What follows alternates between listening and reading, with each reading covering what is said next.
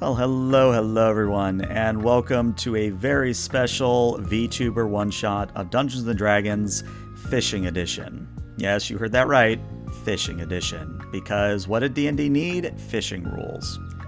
If this is your first time on the channel, hello, my name is ELH, I'm a game master, I run a variety of tabletop role-playing games, and I'm joined by three extremely lovely individuals, and why don't we just go in whatever order you all feel like going in. So introduce yourselves. Let's get you shouted out here. Well, I'll go first then, because I'm clearly the most important. Hello there, I am Saric Star, the most popular VTuber in the world in the future. It is your pleasure to meet me. Love it. Love it. What a wumbo. Witchy, you go next. Oh, okay, I thought we were doing our characters too. Okay, hi, my name is Witchuru. It's a pleasure to meet you. I like doing art. Which I believe now goes to Benno. What up, gamers? I'm a guy who streams, I think, maybe sometime if you're lucky and if I feel like it. Haha. I like D&D and that's about it. Love ya. Love it. I like D&D and nothing else. Do not talk to me about hate anything these other else. people that I'm in call with.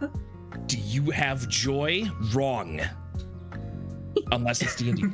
I was going to say, it is a very Benno thing to do. I'm just going to throw it in there.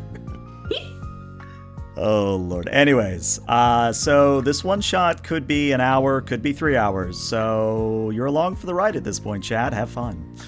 But let's get things started with a little bit of narration. So, as you're probably seeing in Roll20 right now, there's a picture of a cake. And we start by seeing this almost like newspaper ad. Where we see a quick little monotone portrait of a Fae individual, and the ad reads, "Wanted, somebody to bake a cake with me. This is not a joke. Royal Bakery, Glittersnap, Feywild, 91210. You'll get paid after we take it out of the oven. Must bring your own weapons. Safety not guaranteed. I have only done this once before." And as the newspaper clipping is blown away on the wind, we open up in the forest that surrounds Glittersnap itself. Now, Glittersnap is a Fey hamlet, one of those sort of towns that borders the Feywild.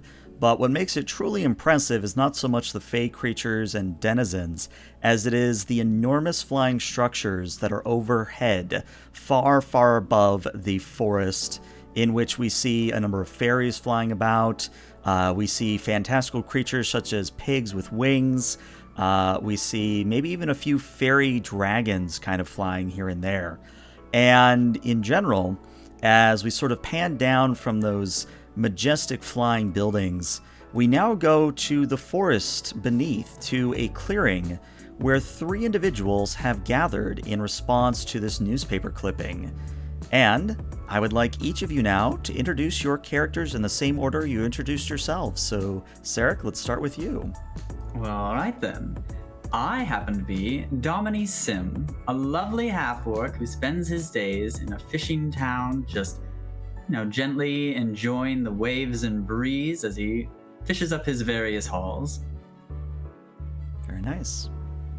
And then, Witchy, you're up next.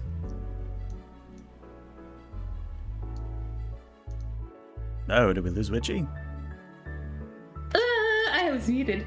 Ah. Okie dokie. So my character is named Fern, and I am a fairy. I have fluffy green hair and a pet ladybug named Tallulah.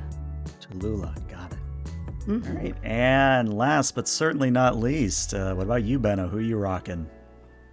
I will be playing Rekgar, the immensely large and hulking warforged, forged for war, that was fished up by his good pal Dom here after about 2,000 years of rusting in a lake once a spear lodged in his head and turned him off for that amount of time. I'm just here for the ride. I think we're all here carrying for my that. tackle box. I was also fished up. I was drunk. I am the fisherman. And that's actually Don't worry. something I really love, is that you all just kind of organically came up with the way to introduce or interlink your characters, which I found amazing. Saric, if you have the picture, you should send it to. Oh, wait, oh, goodness gracious, where is it? I have it somewhere. Wait, never mind. Go ahead and continue. I'll drop it in our chat in a second. All right, cool. I'll try to throw it on screen if I notice it. But yeah, so all three of you gather in this clearing, and you're looking up at one of the lower hanging buildings that flies above. And you see that there is not a fishing line, but a line nonetheless that kind of streams down from the building and has a handhold on the end of it that all you really have to do is kind of grab onto that handhold, give it 2 tugs, and then you're kind of going to be almost like Attack on Titan style or metal bending style if you're a fan of Korra, where it'll just sort of launch you up into the sky in a safe manner. Well, relatively safe manner anyway. I'm sure it's fine. I'm used to handling lines. It'll be fine, right? Mm-hmm. Reeling and such. Mm-hmm. Ooh, I So see. yeah, what I would tell you though, before I start to let you guys go ham with the roleplay, is that you're here to go to the Royal Bakery, where you're inquiring about that newspaper ad I mentioned earlier. You don't know who to talk to in the Royal Bakery. You just know that the Royal Bakery is your destination. All right, well, I guess we should reel ourselves on up, right? Mm-hmm. Yeah, have we ever been here before? I'm gonna let that be your call. Let's We go do with have a friend yeah. With us. Yeah, we've got Witchy, Let's go right? with yeah. Witchy's been here before. I'm sure that she's taken us here. I'm gonna go with yes. So it's not that unfamiliar. We just maybe don't know where this Royal Bakery is. And I enjoy some good sky fishing, you know? Mm-hmm, mm-hmm, mm-hmm. No worries, I'll lead the way. Gotta get the skyfish. Yeah, the Get flying this fish, guy. they come through the air. You just snack them up. And as you mentioned skyfish, there's actually like a whole school of them just kind of wafting by on the breeze. Yes. Noticing the skyfish, I will point out with my immensely large metallic and rusted arm and look towards Dom. Foe? No. Eternal foe? Friend, good hobby, good catch. You know, My I'm fingers- not sure. It could be a foe. My finger slowly starts to reel in until, of course, Fern playfully and mischievously it says that line, in which case it turns back and I begin to slowly reach my rusted ass arm back towards my my back, reaching for my gigantically rusted what was it? I had an anchor, right? Anchor. An old school anchor, a 2,000-year-old anchor that lodged me to the ocean itself. As I begin to process whether or not this is foe, still not making up my mind. I just put my hand out. I'm like, Rekgar, my friend. There's bigger fish in the sea, and by the sea I mean the sky. As you say that, because I love these little moments, a large sunfish begins sort of undulating through the sky. And when I say sunfish, I don't mean a fish made of sun, but almost. Basically, if you're a fan of Pokemon, if you know the Pokemon Stunfisk, where it's kind of that very flat fish. Yeah, it's kind of like flat. It's a very flat fish that is sparkling in rainbow prismatic colors. Yeah, we're catching that. Yeah, Oh, that one's definitely a foe. Foe. You know Okay. what? Honestly, looking at him, kind of looks like a secret agent for the bad guys. Anything that sparkly, trying to fit in way too hard. Very, very, very Oh hard. snap. Oh my god. Can we try and reel this guy in? Can I go for the other large rod upon my back and bust out like a fishing pole and try and catch this guy? Yeah, I'll sure. lend you my net. We also have fishing net. That is Let's probably go. more effective. I can't believe the party murder hobo the legendary sunfish. Wow. As this is happening, I'm just playing with Tallulah's little antennas. Just seeing one of those fishes is good luck for 50 years. And how much luck is it if you kill it? It's just like, oh my god, what a beautiful day. Oh, it's gonna be prosperous. Look, it's a sunfish. Just like a harpoon straight through. It goes We shall flying to the ground. consume the luck. It just crashes to the ground. I think that's what's going to have to happen. I don't even want to make you roll for it. I think that just happens where, that you just, you turn around, Fern, and then all of a sudden the sunfish is falling out of the sky until it crashes in the clearing along with all of you. And like birds fly out of the trees and all the people flying about just sort of pause and look down at you in the clearing. Oh. All right, let's go get it. We got to go pick it up. This is going to rot on the floor if we don't get it. Halcyon Empire battle cruiser no longer operational. Good job. We've taken out one of their informants. Good job. Right, I'd like to go collect the fish. Yeah, I'm gonna put it in my big old pockets. Gotcha. And yeah, that's the real quick note I want to say is that it's a one shot. I'm just going to assume you have a bag of holding or you have hammer space. I'm not gonna be too worried about inventory because you know we're having fun here. Can we just comically magnetically hold this like just like with a bunch of strings on my back? It's just really immense, just way larger than me. You know, I think that'd be all goofy. the hooks that you hold your fish on, like at the end of the day, you hold all your fish on the line. You just have one of those kind of like wrapped around you like a lei. Yeah. I tell you what, would you want it to be more of a trophy or more of a kite? Oh. A kite. Kite? All right. Then I'm sitting here like, I'm gonna fly. Meanwhile, it's just dead weight. I'm just gonna fall. So why don't we actually make that a roll, because I think something interesting could happen if you fail. Why don't you go ahead and just give me a, let's call this a performance check here, which I know is a power stat for you. Oh yeah, that's a... Oh no, it's very bad. Well, the good news is the chat did contribute a +5, so you currently have 1 +5 banked if you want to use it. Frankly, I'm fine with it. Frankly, throw it away on this roll. Perfectly fine with that. Yeah, do it. You got it. Get yourself a kite. So I believe I just click on the performance and then it should auto roll, right? Yep, should auto roll everything. All right, gaming. Here we go. Gaming. Give me a natural 1. Ooh, that's a natural 1. No, that's a natural 2. That's a natural 2. That's a natural 2. And you all said that the natural 2. That means it's not a fail. Could I perhaps give advantage? If you tell me how you're helping him with his kite. I will help him with his kite by floating around him and be like, no, you gotta hook it right here, otherwise the weight will be all messed up, you'll be like lopsided, it's gonna be hanging off to the side, and you're gonna hit a wall if you jump off of something. Trust me, I know how to fly. I would also like to note, as my major fishing companion for years, and as someone who actually has a background ability that lets me gain advantage on ability checks with fishing tackle, I think there might just be... I just see you rapidly nodding like, yeah. I get it, yep, I understand. I will take in all of this information. My eyes will have the matrix flowing down it, but like red because evil.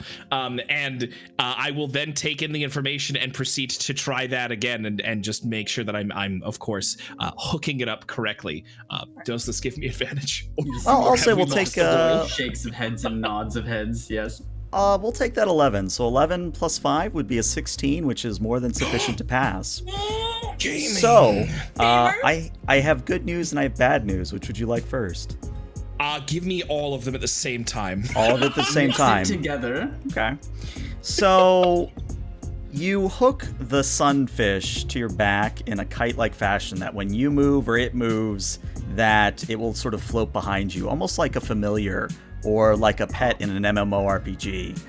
Hilarious. The problem, though, is that when you finally get the last line in place, the sunfish wakes up, and thanks to its legendary regeneration, is now alive once more.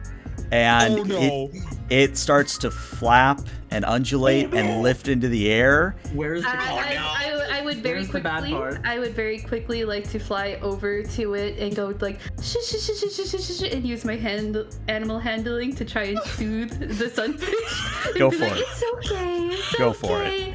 It's okay. It's okay. Yeah, it settles down. It settles down. Yeah. Yeah. Okay. You know what? Piercings are cool. You look cool. I'm just ecstatic. I am just sitting there beaming, wordless, just... So what I'm going to give you, Rekgar, is that you have technically a fly speed of half your movement. But every time you do it, I need you to roll either a D20 or a D2. If you're above 10, you fly the 15 feet that you can move. If you don't get above a 10 or you roll a 1, then you sort of go half the distance, but I decide where you move because that's the sunfish moving you. Oh, is that just going to be my movement for the rest of the game? Well, you have normal movement. If you're on the ground, you have normal movement. It's only when you want to use the flying that comes You into play. essentially have a parachute that you can half control. Mm-hmm. That's hilarious. I'm so down for that. On a jetpack. Yeah. That is absolutely hysterical. I'm super down for that.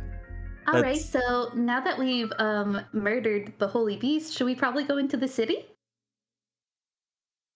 Yeah, you know what? Let's see what happens when the fish is attached to your back and we get reeled in at high speeds. That sounds hilarious and good. I'll put a hand to my immensely long beard at this point, but it's actually just a bunch of like aged and ailed seaweed that's eternally attached to the lower part of my jaw after years and years of being in that muck and ocean. Mm-hmm. And I'll stroke it a little bit and be like, sounds fair. So are we all going to latch onto you as you ride the lift, I assume? Yeah, I guess we just all go together and just pull on the little pulley thing, right? Yeah, all you have to do is tug it twice. This weird tether that I have out into the sky won't goof with me in any way. I'm sure it's fine. I've committed. I'm clinging to your arm. All right, let's go then. Let's do it. All right, so you give the line a tug, and you begin being reeled up at high speed, and it's somewhat of a pleasant experience because it's almost like a roller coaster where you come back down with momentum, then launch kind of upwards on an upward-facing track. The difference, though, is that usually on a roller coaster, you don't have a giant sunfish weighing you down. So it's one of those things where you're almost in a neutral state, which is a very weird feeling, I would say, where you're not quite falling, but you're also not quite being reeled up. You're almost at a neutral state, if that makes any sense. So you're almost in that limbo vertigo state for maybe about 2 minutes until you finally arrive at the top of the lift, and the lift spits out into a circular balcony that then connects to the larger trapezoidal buildings, which have sort of these gold and reds in coloration, and architecture-wise, it's sort of the same sort of fantastical fairy-like trappings where you have lots of fruits, lots of flowers, and in general, it looks like these were not buildings that were made, but buildings that were grown, if that makes sense to you. But waiting for you at the top of the lift is the spitting image of the individual you all saw in the newspaper clipping. And it is a woman, at least as far as you can tell it's a woman. It's kind of hard to tell sometimes with fey creatures where, they kind of run that line. But, when they speak, it's also very confusing because it's almost like if you've seen Venture Brothers, Dr. Mrs. the Monarch or Dr. Professor Girlfriend, where she kind of has that really deep smoker-like voice, which I'm going to attempt but will fail miserably. I'm very excited to hear your attempt at that. Let's go. But to give a further description to stall me having to kill my throat, she is maybe about 5'3", 5'4". She has adorable canine-like ears that poke up from her black hair. She has immense scarring across her face and down one of her eyes. And she's also wearing heavy armor like a paladin might wear. And as she sees you come up and you see that she sees you, she kind of looks you all over and says, "All right, what, hold on. You've captured the sunfish. How did you know I needed that already?" Intuition, my dear friend. Now, how can we help? Well, let's do introductions first. I'm Royal Baker Frostwolf. I'm head of the Royal Bakery, and I know you're probably here for the job based on the sunfish, but who are you fine people? My name's Fern. I am will- Domini. I will point at myself. Unit 474, Rek Gar of the 46,000th Battalion of the Annihilator Corps. Ah, you know what? I think one of my cousins was in the 47th. We should swap old war stories sometime. But come with me. I'll show you to the bakery. And assuming you follow, she does actually take you to the Royal Bakery. Now, it's one of those things when you move into the buildings themselves, the floating buildings, it's almost like Hammerspace or like Doctor Who, where they're much bigger on the inside. In fact, the building you walk into, the illusion is that you walk out into a city street. But if you were to look behind you, you would see kind of an archway where the actual outside would be. So there's kind of an illusion here going on. But Frostwolf takes you down a cobblestone street. Again, you see passersby of all Fey variety. You see Genasi. You see other fairies. You see one or two half-formed druids where they're kind of not quite in their human or elf or whatever species they are, but they're also like partially animals, so kind of that gray area, almost like a werewolf, if you're following me. But aside from a few whispers of, is that the sunfish? Why did they capture the legendary sunfish? Well, the baker's with them, so maybe they need it for a cake? Should we say something? Nah, it's fine. I'm sure it's all above board. But eventually... I'd just like to take like a second, just kind of reach Sure. over. And if I hear them whispering about like, is that a cool fish? I just kind of want to hoist it up and wiggle it. You know how some fishermen do when they pose for pictures? Just be like, smile, this is my fish. And I think the two chatting will say that they're two elves. They sort of stop what they're doing and they look at you a little bit more intently and go, excuse me, dear fellow, you are aware that is an endangered animal, yes? And a darn tootin' pretty one, isn't it? Well, no, I don't think that's up for debate. You are aware that you're not supposed to catch them, right? And I think Frostwolf kind of steps in and goes, hey, listen, they're with me. It's all good. The princess approved all of this shit. The elves kind of look at one another and go, all right, well, as long as it's above board. And as they turn away and start to speak again, do any of you actually know Elvish? I think I might, just because Faye, but let me double check. It could be Sylvan. Yeah, maybe Sylvan would also work.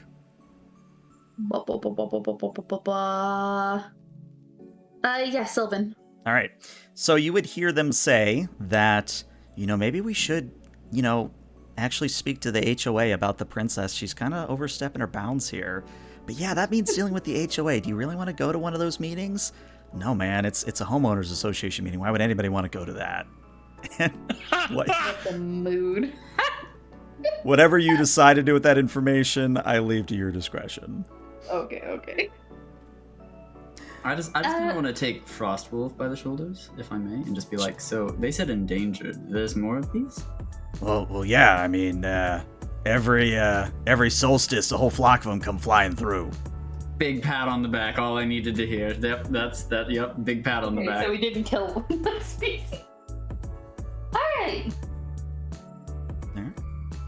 So, little adventure aside, you finally arrive at the Royal Bakery. And when you step inside, it's again a hammer space within a hammer space, where you thought you were walking into just a very basic stone hut. But in the interior of this space, it is open in one of the ways that would be reminiscent of almost like a large tavern, or almost like a castle's cookery, where in the middle of the space, in almost like a small pit, you see a grand fire pit where various meats and other sorts of vegetables and fruits are being smoked.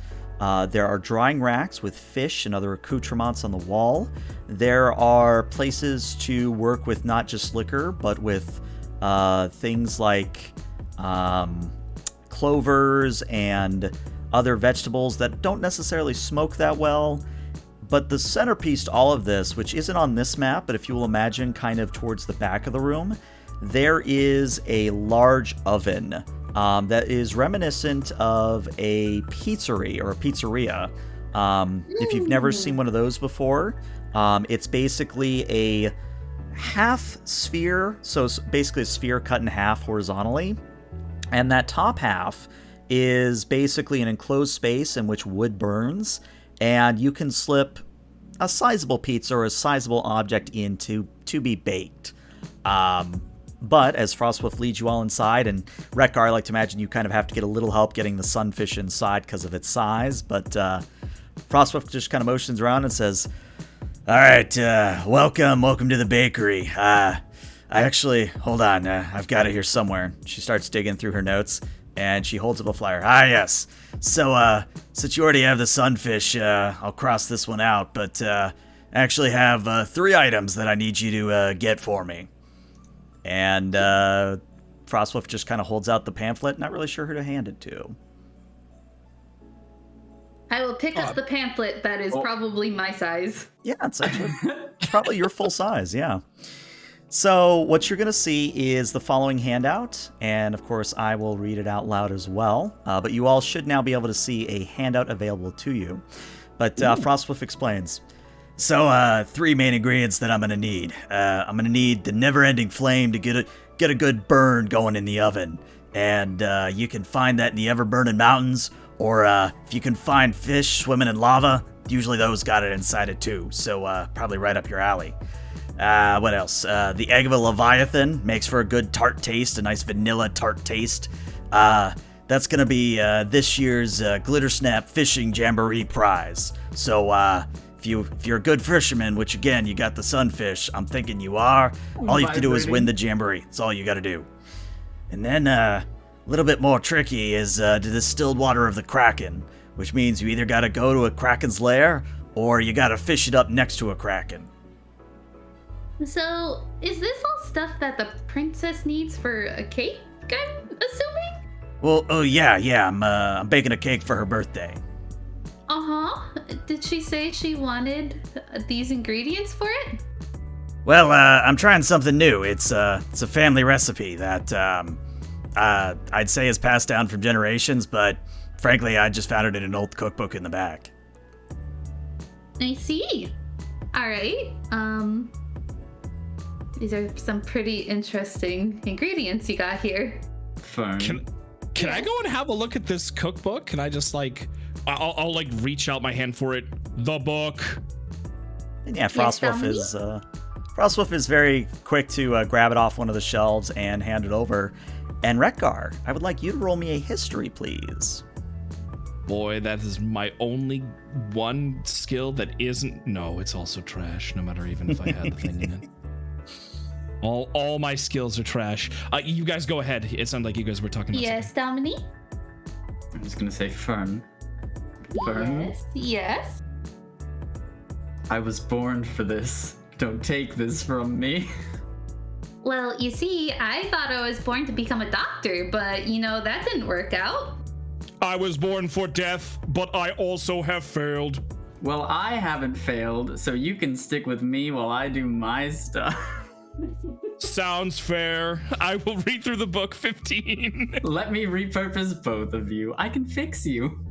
Nice. Oh, hey, chat. Thanks for the +5, by the way. I've got the +10 now that I can use at the players. Oh, nice. God. But no, with a 15, 15 is more than sufficient. Rekgar, this book is ancient. It's older than you. It's older than you are. Ooh. Holy shit. What's it about? Well, it's funny because it details the great battles that were fought one generation behind you. So it's one generation removed. And there's these great tales of warforged like yourselves going to battle over the fields of Promiscuous, and how the mages and the warforged would work together and just sling fireballs and lightning and water and death at each other, until eventually a grand queen that arrived from the Feywild came and interrupted the fighting and was able to bring peace in a very famous event that you would even know that it was a feast. But before now, you didn't know what was served at that feast, but what you see in the book is that there are a number of recipes of what was served at the feast. And one of those items is this cake that Frostwolf is trying to bake. Oh man, this is a piece cake. So it's a piece cake?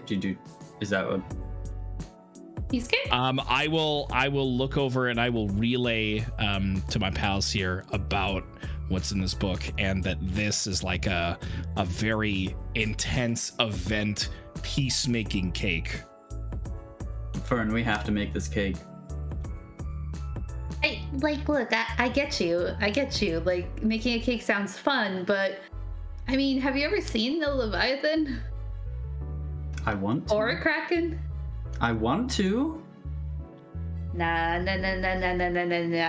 You see, my great aunt, she was married to a Kraken at one point. I'm getting I'm gonna float over to a wine bottle and I'm gonna get it in a chokehold and open it up kind of thing and pull the cork out. And I'm like, okay, can someone get me a cup, a thimble or something? I need it. And Frostwolf just kind of produces one and says, here you go, honey. Oh, thank you. Perfect. All right, pour myself a drink, take a big ol' sip of it. That's cooking wine. That's okay. Wine's wine. Trying to think Anyways. Roll a Constitution saving throw if you wouldn't mind, Witchy. Oh boy, here we go. Gotta talk big, gotta roll big. That's okay. I don't mind. If I fail, I get drunk. Oh my god. It's a nat 1.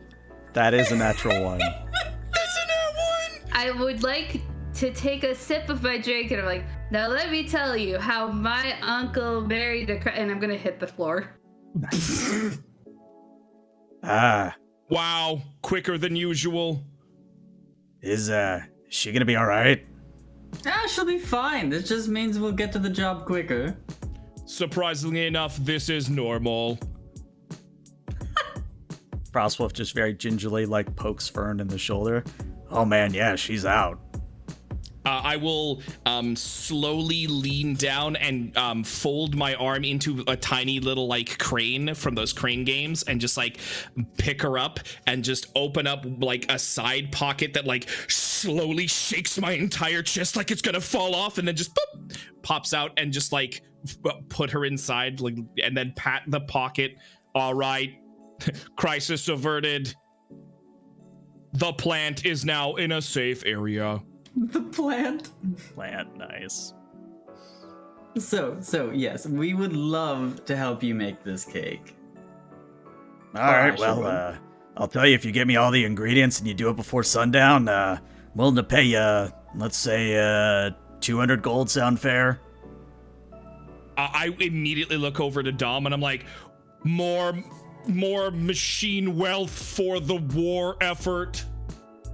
I kind of sink in on myself and I think for a little bit, and right. I don't know what anything is worth. I just heard he just gold, and I'm like, money. We need that.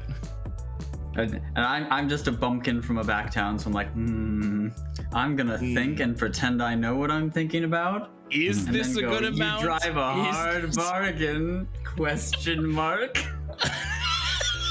All right, twist my leg. Why don't you? I'll give you 250, but not a gold lar. No more. Nope, 250. Final price. The amount is increased. I grab Dom by his front scruff, and I'm like, don't mess this up for us. I just nod. I'm like, all right, yeah. Clap, he can't clap. know we're desperate. Don't let him know we're desperate. You spent all of our money on more I actually. Gold is my favorite bait, don't you know? Nice. It's shiny. We accept your deal. I have finished the negotiations. All right, well, if you need anything, information or anything from me, let me know, but I'll be waiting right here for you to bring the things back. Them having said that, can I look through the book again? Does it have any, it has information about the things that were used to go and get this for it here, but it wouldn't have information about where those were found, would it? Wow, No, that's a very interesting insight, and I'm glad you picked up on it. It actually does give you more information than the initial pamphlet that she handed to Fern. No What you way. would know is that deep beneath Glittersnap Lake, there is said to live a Leviathan. And if that's the case, you might not have to participate in the Jamboree. All you would have to do is just get really lucky or really skilled in fishing up an egg. So that's one hint I'll give you. Any further hints? I'm going to need you to roll me another history, please. Ooh, okay, got it. I will share that info. So as I'm perusing through it there, I look over to Dom and I will share that information about, like, we can see about using your immensely skilled rope in water trick in order to acquire the Leviathan egg underneath Glitter Snap. What was it? Lake? Lake, yep, you got it. Glitter Snap Lake, simply by going there and using your skill in order to acquire it. Fishing up an egg. Now, that's a difficult task, given they don't really bite. But proper I will weights. I will take my metal finger and I'll point you in the chest and I'm like, are you a fisherman or a fisher quitter? I can weight a big fish to eat the egg by weighing it down to the bottom and I am a fisherman. I will nod. I'm like, good. And I'm gonna slowly, just do a couple of treating Fern here as like a little bell, just like a tiny press on her head to just try and wake her up, see if anything's working. Bing, bing. Up to you, Fern. The effects have worn off by this point. You might be Oh muted. god, please. Enough with the finger. Awaken, small one. The Yeah. time has come for fishing. It's always fishing, isn't it? It's always fishing. It seems to always be fishing time. Unfortunately, never the time for war. I will grow sad. Well, Some could say fishing is a war on the sea. Yeah, that's what I was gonna say. You should view it more as a battle of wills, battle of your strength against the fishes. I will look from Fern. I accept this truth. I will look over to Frostwolf and be like, "Do not patronize me." All right, honey. Sorry, I didn't mean to upset you. All right. Let me go and do one more history check to see if we can get any more hints. Right. Mm-hmm. I will fold the pamphlet we got earlier into a smaller version of the same pamphlet. I don't know how. I'm just gonna do that with my robot hands. And I will put that in front of Fern so she can read it inside of her little pocket cove that I've made for her. That's just inside of my chest. It's just a part of my chest here, so that she can try and maybe get any information from that. And let's see what my history check gives to us this time, or if I ruin everything. I'm a god. That God. is very good. I love it. All right, so with an 18, and I just switched the handout so now you guys can edit it. What you would know is that if things haven't changed tremendously, there should be a lava river slash lake about 10 miles from Glittersnap. Again, it's one of those things where when you're this close to the Feywild, sometimes distances get a little bit funny. So normally you'd have to walk miles upon miles, days of travel to get to, a volcano or somewhere where lava would be. But here you're thinking maybe just a quick afternoon stroll to get to a lava river or a lake, depending on what you want to fish at. The other bit I'll give you with an 18 is that sort of on the opposite end, you do know where, or at least according to the book, where Kraken used to be. If the Kraken is still there, you're not sure, but there is sort of a detailing of something known as the Azure Expanse. And in the Azure Expanse, there is said to live many a Kraken, but one in particular lives very close to shore. Sure. Does it have a name? No, that's what I mean, is Azure Expanse, as an A-Z-U-R-E Expanse. Or did you mean the Kraken that lives by the shore have a name? Yes. The Kraken is named Let me look at your languages real quick. Actually, let me see if this would translate for you. What languages do you know? It's not on your sheet. Yes, I'm sorry. So as a Warforged, you get another one. What is an ancient dead language that they would have spoken 2,000 years ago that may have been prevalent to a war effort? French. Against... You got it. French it is. Common in French. All right. So, is it primordial? It'd probably be primordial, but for funny, we would make it French. Yes. Got it. You got it. Roughly translating from quote-unquote French, the name would be Le Poisson, which translates to the fish. Poisson. Poisson. Poisson. So I'm going to let you just have fun pronouncing that. Poisson. Poisson. There we go. I have edited our notes to give the little hints that we've learned so far. La poisson. Poisson. Which is great, because I'm sure somebody's from France or somebody that knows French is going to be like, that's not how you say that. We have fun here. La poisson. The shoe. There you go. La poisson. All right. So I guess my only question is, which ones do you guys want to attack first? Yeah, I was gonna say, I looked at them and I'm like, shall we do it the old way that we've always done these types of disputes? I will reach into my side pocket. It will shake violently, like my entire leg unit is about to fall away. Like it's gonna fall away, and I'm just gonna die here in a second. It's gonna explode. It literally starts to heat up. There's like a giant countdown that's just going up in my eyes, and then ding! It opens up on the side, and I will reach in and I will grab one ancient Ming Dynasty coin, and then fold it into my hand and be like, heads, we go to the lava lake. Tails, we go to the Kraken. The coin on its side, we fish up that glitter snap lake egg. All right, I guess that's how we can figure out where to go Sounds fine first. to me. Go for it. All right, so Sick as Benno, mean. I'd like you to roll me a D3. 1 will be heads, 2 will be tails, 3 will be on its side. You got it. Yeah! Tails it is. Which means the Kraken. La Poisson. La Poisson. Before we go, can I get some like blackberries or like raspberries to go?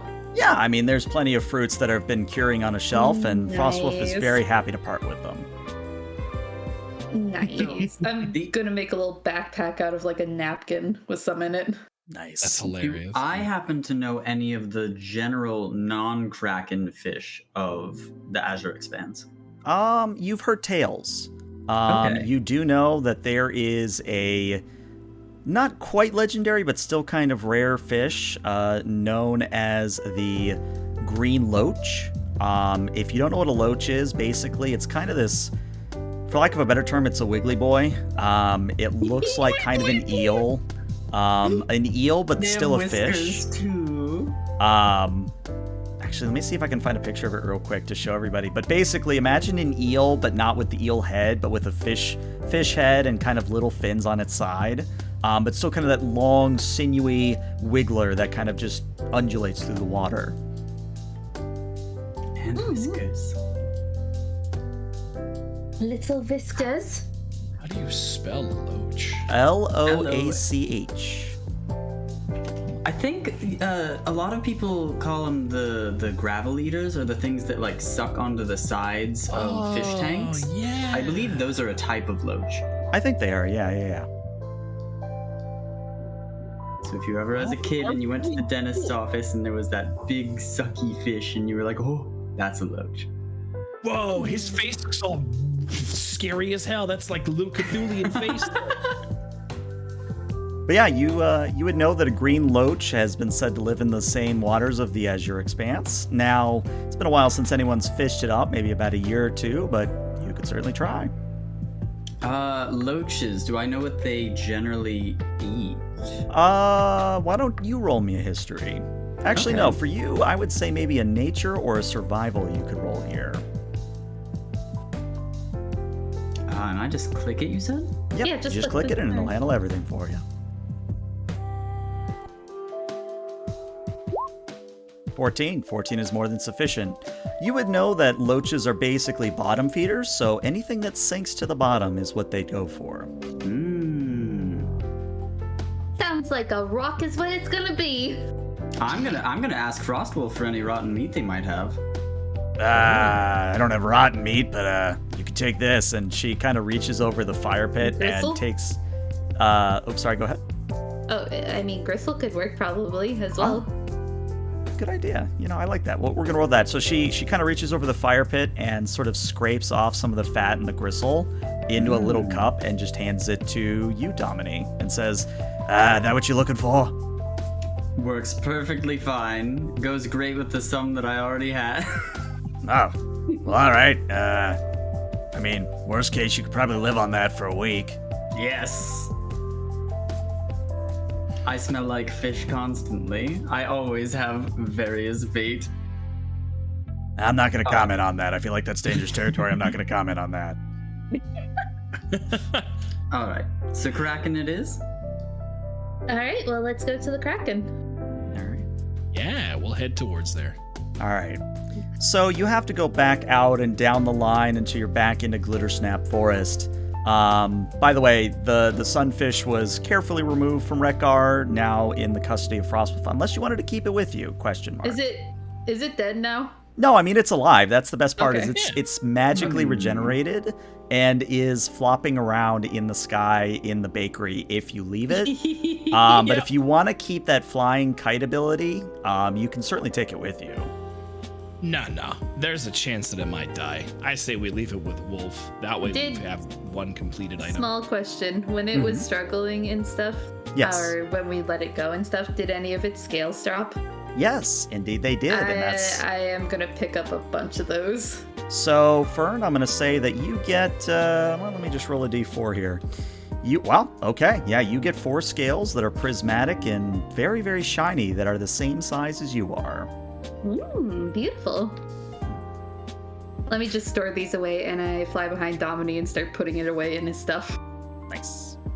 Ah, yes. More bait. Ooh, good thinking. Grab All his right. ear. Don't you dare use my stuff as bait. Grabs your wings. You are bait. Oh man, That got dark real quick. this is getting serious. All right. Well, again, the good news is once you get down to the forest and you start angling your way to the south, again, thanks to the closeness or the proximity to the Feywild, you don't have to walk all that long. It's maybe a 30 to 40-minute trip before you arrive at the border of the Azure Expanse. Now, the Azure Expanse itself is a long, almost permanent, let me restart that sentence over.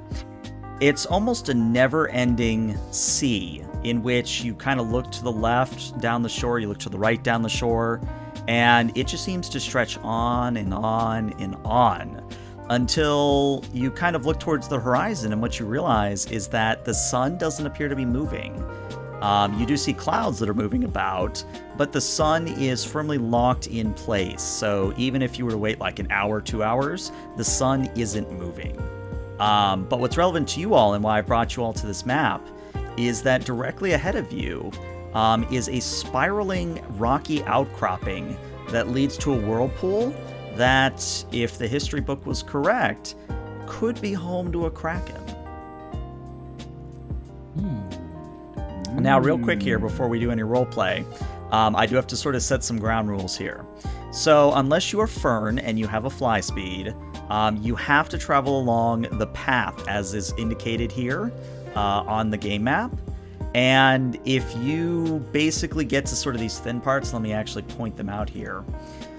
So you kind of see this thin, oh god, that is a color nobody's going to see. Let me try a different color. Yellow, maybe? There we go. All right, so you kind of see this thin part here where it's only like maybe 5 feet across if you're being generous. There's a few spots here where I'm going to ask you, if you're going along the path, to roll in athletics. And based on your athletics roll, you can fall to either side of the swirling whirlpool. And that could be a problem if you can't swim. That could be a problem if you're Rekgar, period. Oh no. The Wait, why is ocean. that a problem? I can reel you back up. It's okay, don't worry. Oh wait, yeah, I don't even need to breathe. I can just climb back up. Yeah, I'm dumb. The current might pull me away though. That might suck. it's fine. It's fine. We'll get there when we get there. I'll fish you once before. It's fine. Are there any more rules? The only other rule is that if combat happens here, anytime you would make an attack and you're again on sort of slippery pathways, I would do an athletics check or maybe a dexterity saving throw to see if you stay on. So just be aware that if you do engage in fighting and you're not Fern, that you kind of have to be careful of your footing. That's true. Fern can fly. Mm-hmm. I was gonna say, I could fly forward and just take a cursory little peek. Nothing super close, but I could see if I notice anything. Scouting mission approved. Fly free, young sunflower. I'm just looking over over my shoulder from the fishing rod. I'm already gristling up. I'm like, oh well. Alright, so I am going to fly along that direction and see if I notice anything. I'm basically gonna go to the far end and then fly back, so like a minute or so. So let's say as you get about this area here, so you can move so almost above the swirling maw that's in the center of this outcropping. I'd like you to roll me a perception check, please. Okie dokie. Let's see. An 8. With an 8, you would see that the whirlpool swirls down into inky darkness that is almost oppressive in how dark it is. It's one of those things where I don't know if you've ever been in a cave and, you know, the tour guides turn out all the lights, but it's one of those things where it's almost disturbing how dark it is down there. But with an 8, I'll give you this as well. You would be able to feel that there's a slight breeze coming up from the ocean itself, almost as if the air is being trapped within the vortex and being spat out. Because, of course, it can't all go down into the depths, if you get what I'm saying. Yeah, that's what you'll learn with your perception check. Alright, could I attempt making another check? What do you want to try? Let's see. Wouldn't really be an animal handling, but maybe a nature check to see if I can see any disturbances in the water or something, or an area where it might seem like a kraken. Yeah, I like it. Go ahead, let's do a nature check here. And you crit, which means, yes, you do spot a kraken. Let's go. The kraken is lurking right below the surface. It's almost one of those things where as you're staring into the darkness, your eyes adjust just enough to see, and you see the faintest outline of the kraken's head. Just realize it's just right there, and immediately I will fly upwards. Now, wait a second. My question. The whole thing is the kraken. There's a bunch of different types of depictions of krakens. Is this an octopus kraken, a crab kraken, a beaked creature kraken? I would say it's unclear. You just see the vague shape of a squid-like head. Alright. Alright, and after flying up into the air a little bit more, I quickly return to the group.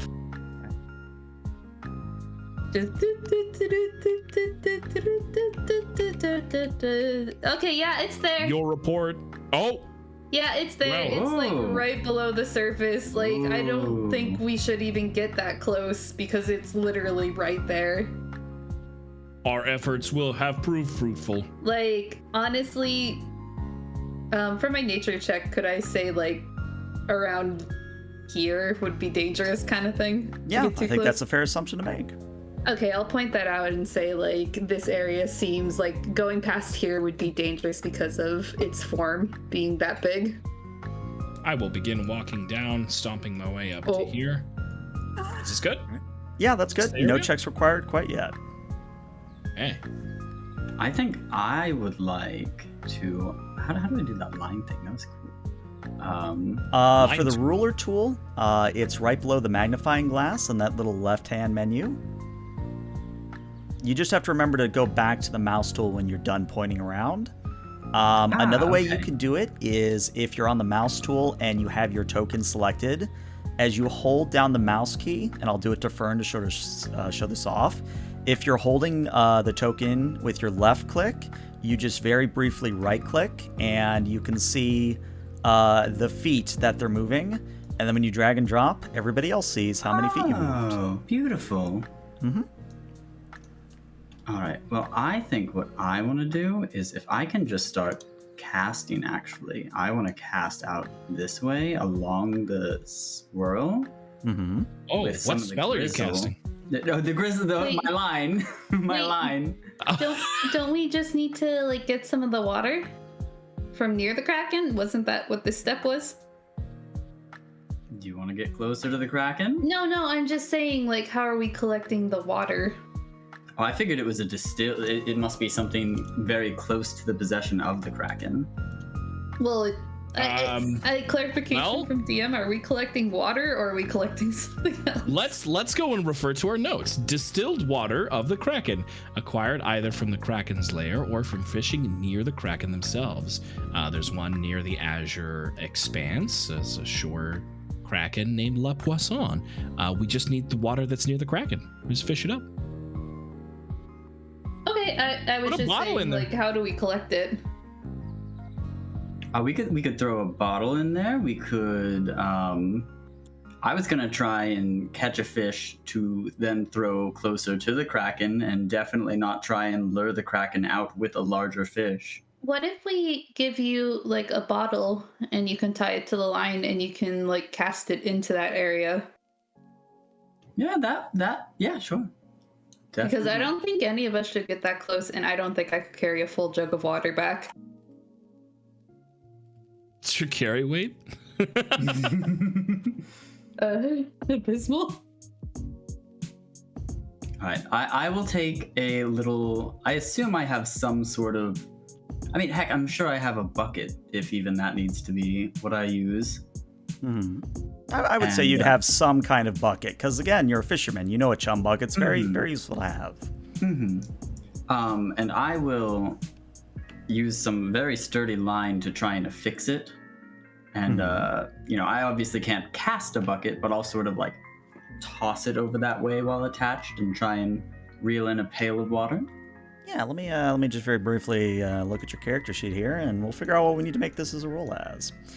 Let's treat this as an athletics check, and since you will have advantage on this check, thanks to your Harvest the Water background.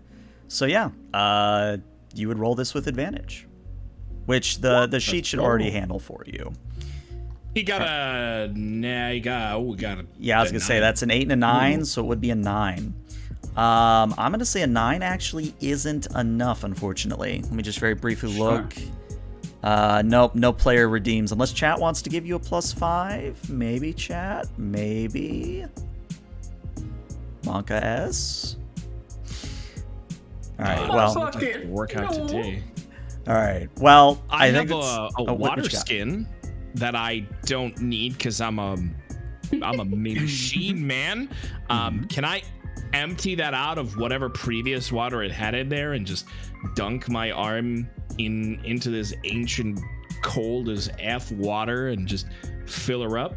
Yeah, I would say you could, but I think something that Fern would have known with that crit on the nature, and in fact, let me actually just draw a boundary here on the map so that we're not confused. I'm guessing it's here. Like the water has to be close to it. Yeah, let me see. Can you all see? I gotta pick a color you'll see. So anything past that boundary, so anything in this interior space is what would work.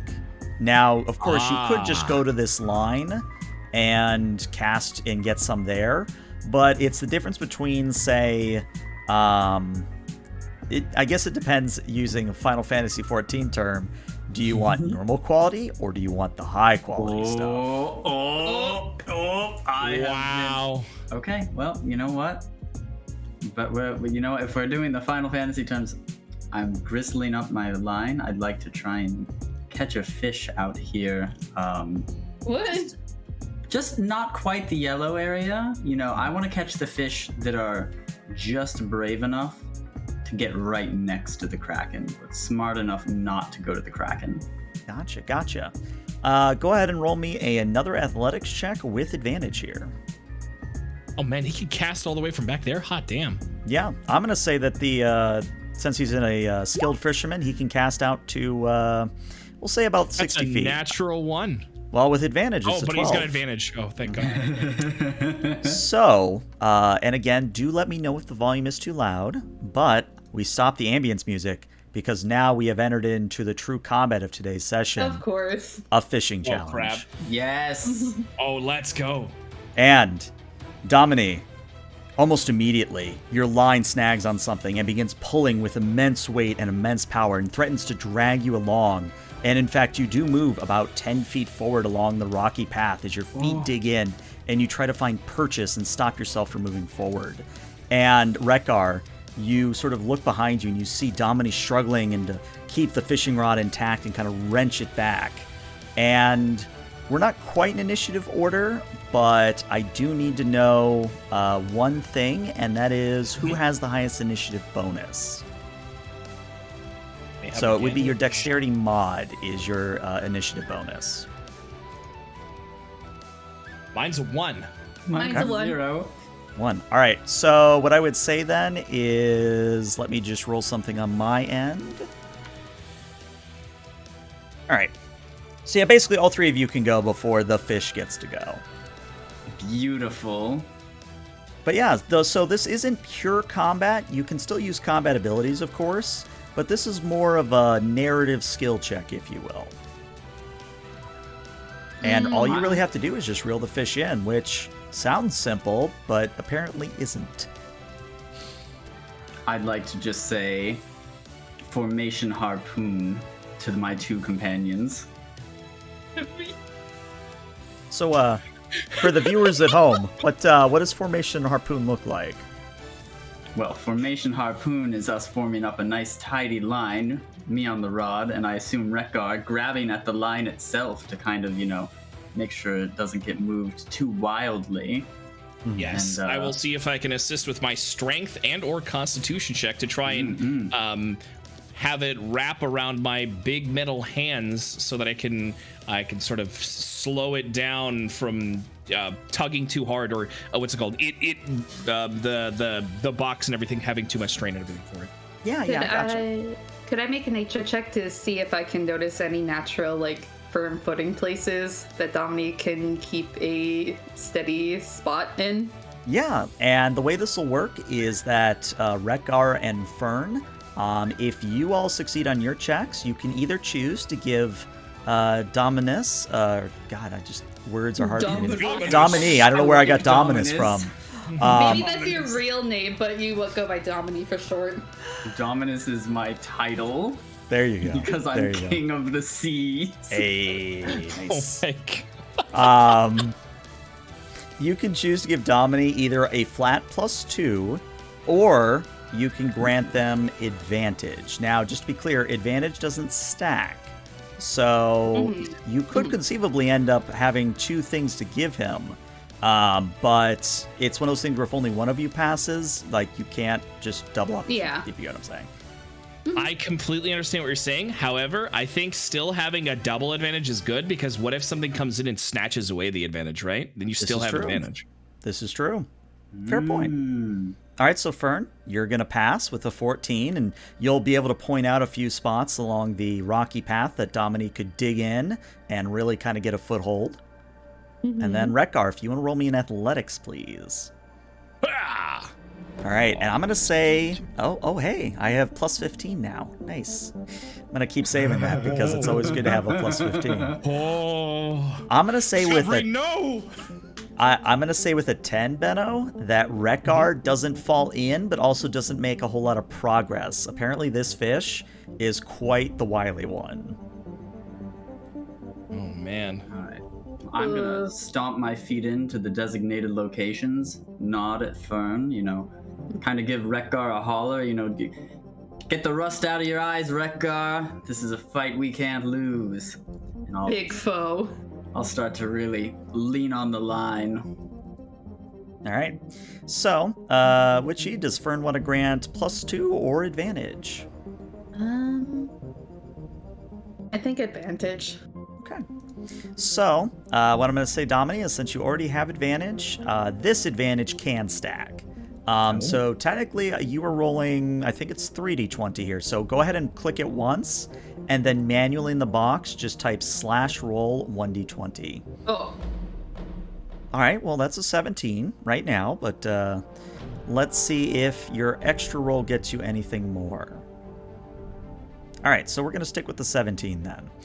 So, Domini, what I'm going to say is that with everybody helping you, you are able to kind of pull back very firmly and start reeling in the line with just enough tension that it doesn't snap. And your work pays off. You get the fish a little bit closer to the point that it actually jumps out of the water, and you see that it is a brilliant emerald green loach.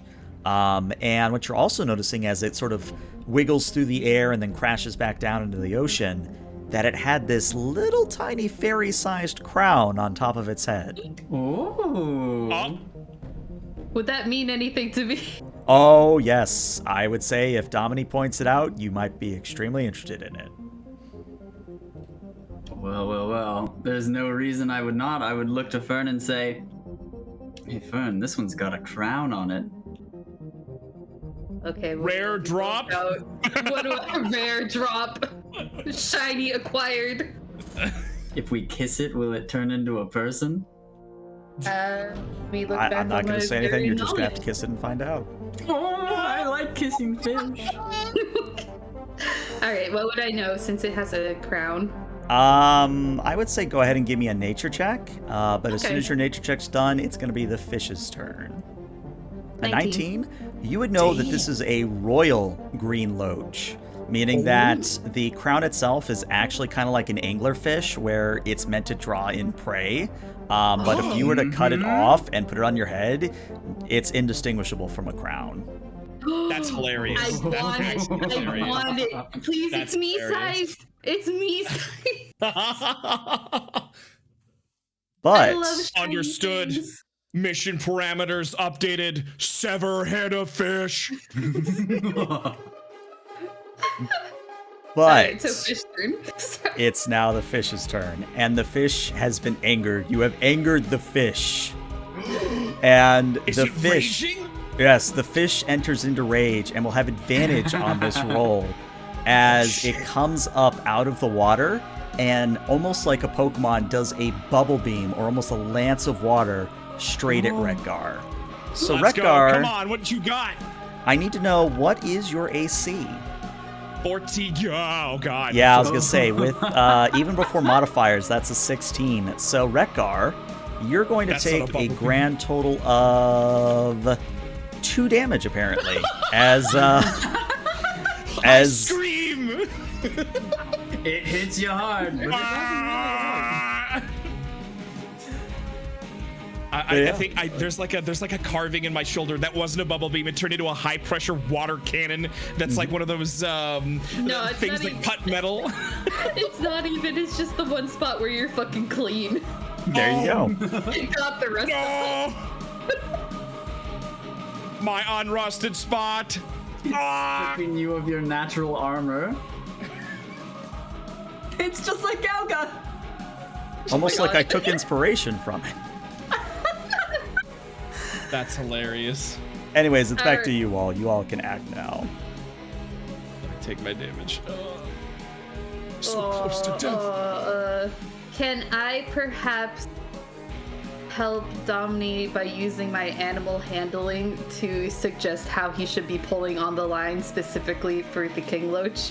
Yeah, go for it. All right. Damn it. I'm going to say with a 7, you give some vague advice, which I'll let you decide what that vague advice is, but it doesn't really help Domini at all.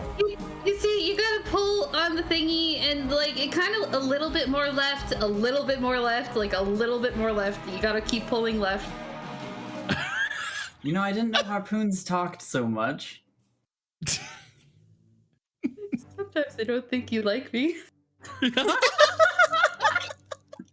I will, to combat it against the raging foe here, I'm gonna see if I can try and stabilize it, and every time that he tries to do a massive pullback with his little crown and his little rage, I assume he has like little whiskery mustaches because it's a loach, and I saw the pictures of them, and they got like a little nest of aboleth tentacles. I'll try and pull back with the same amount of force. Can I do a pure strength check? I think athletics would actually give you a higher check there, because I think it gives you at least a +2 on top of your strength mod, so... Got it. I think they're both the same, both +5, but yeah, it doesn't matter to me. Either one, I can roll either one. Either again, it's whatever button you feel like pushing. It'll give the same result. Sure thing. Strength sounds cooler, though. Strength. 23. Not... Oh, so, baby! What I'm going to say is, do you want to give Domini triple advantage, or do you want to give them +2 on their roll? So we currently have advantage. I am going to give the +2 on the end result of the roll. All right. Domini, we come back to you. It's time for the Master Fishermen to do their work. All right. Well, I think there's not much to do. Rekgar's manning the front of the line. You know, I'm reeling it in, managing the weight. Let's make that roll. Right. And what I'm going to say is that is going to be a total of a 20, which is more than sufficient. That with Rekgar's amazing strength, he wrenches the fish out of the water, and Domini, you frantically reel in the line to prevent the fish from getting away. And you manage, both of you working in concert, and maybe listening to Fern's to the left idea. You maybe get the loach out of the water, and Rekgar, you let go of the line, you reach up, and you snatch the loach into your clawed hands, or your gauntlet, I should say, into one of your gauntlets. And congrats! Yeah. You have caught a royal green loach. Yes! Oh, yeah! But yeah, you're now out of the little combat scenario. Let's back up a little bit. Bring that boy over here, yeah. Let's back up before we wake up the big boy. I'll bring my handsome self back on over. Yeah, we did it. That's what we needed, right? Wait a second. This is not distilled water. Well, right. A small idea, real quick. Wouldn't it have water in its system a little bit? True. Bigger idea, because this wasn't past the yellow line. I don't think this is going to be close enough. But what do you think a kraken eats? People. What? Why are we attempting to feed the giant monster? Probably eats the closest thing next to it, right? Well, we have the closest thing next to it. Wasn't there something about the loach we needed? No, it was just here. But we can use this loach to cast even further beyond. I have great confusion. We're gonna use this loach as bait for the kraken. But we don't need to fish the kraken. We just need the water. The kraken. Do we have the water? We don't have the water. Yeah, but getting the kraken is not gonna give us the water. The kraken does not equal the water. Yeah, the kraken equals the kraken. It's like why do you? Hey, we need charcoal. Let's burn down a building so we can make some charcoal, or perhaps let's burn down a building. Perhaps we can make a fire, like a campfire. Is this some form of final gambit? Are you attempting to die? Well, it appears that Dom has chosen death. Alright, we have the fish. Alright, how are we getting the water then? Does the fish not breathe water? Can we not expel its lungs into my water skin and thus therefore have water? Do we? As you've stated, this type of fish is the one that's... Put the water skin by its mouth. But it's not close enough. This isn't good real enough quick, water it was for caught me. before the yellow line. You're kidding. Well then, no, yeah. All right, here. I fucking Give But what me we the can water do- skin. Give me the water skin. Okay, I I have have an the water idea. skin. I give the water skin. I'm gonna take Dominique's line and tie it around the fucking top of the water skin. Mm-hmm. Oh. You now have a water skin line. Go ahead. Okay, and now I'm going to just float it over towards the yellow line. Oh no! Why can't we could do this with the loach instead? We can Right. keep the So then loach you can instead. attempt. So then you can then attempt to kill us by attracting the the kraken. Mm-hmm. The kraken's covered in water. We could do the water skin idea You with actually the kraken. want to kill you actually want to kill us. I understand. As they're talking, I'm already flying Yeah, away. you're with flying over. So where do you want to drop it into the water specifically? I'm too scared to go straight, like, over to it. I'll fly, like, right over here-ish. Okay. All right. right. You guys know to reel this in very quickly. All right.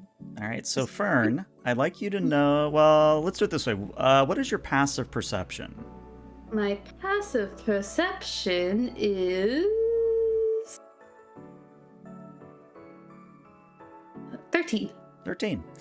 A 13 is sufficient that you notice as you get closer to the water, one of the kraken's tentacles is coming up to meet you. Oh, I back up. All right. And you do so just in time that the tentacle comes out of the water, slams the spot where you were just floating, and then goes back into the water. Okay, so wait, why did it wait, and was I too close to the fucking head? Was I too close to the head and it couldn't do its tentacle near its head? Is the middle its weakest spot? Wait, no, it can use its mouth against you then. But it didn't. But it would have to flip over. If it's a kraken like a squid, it would have to flip over. Huh.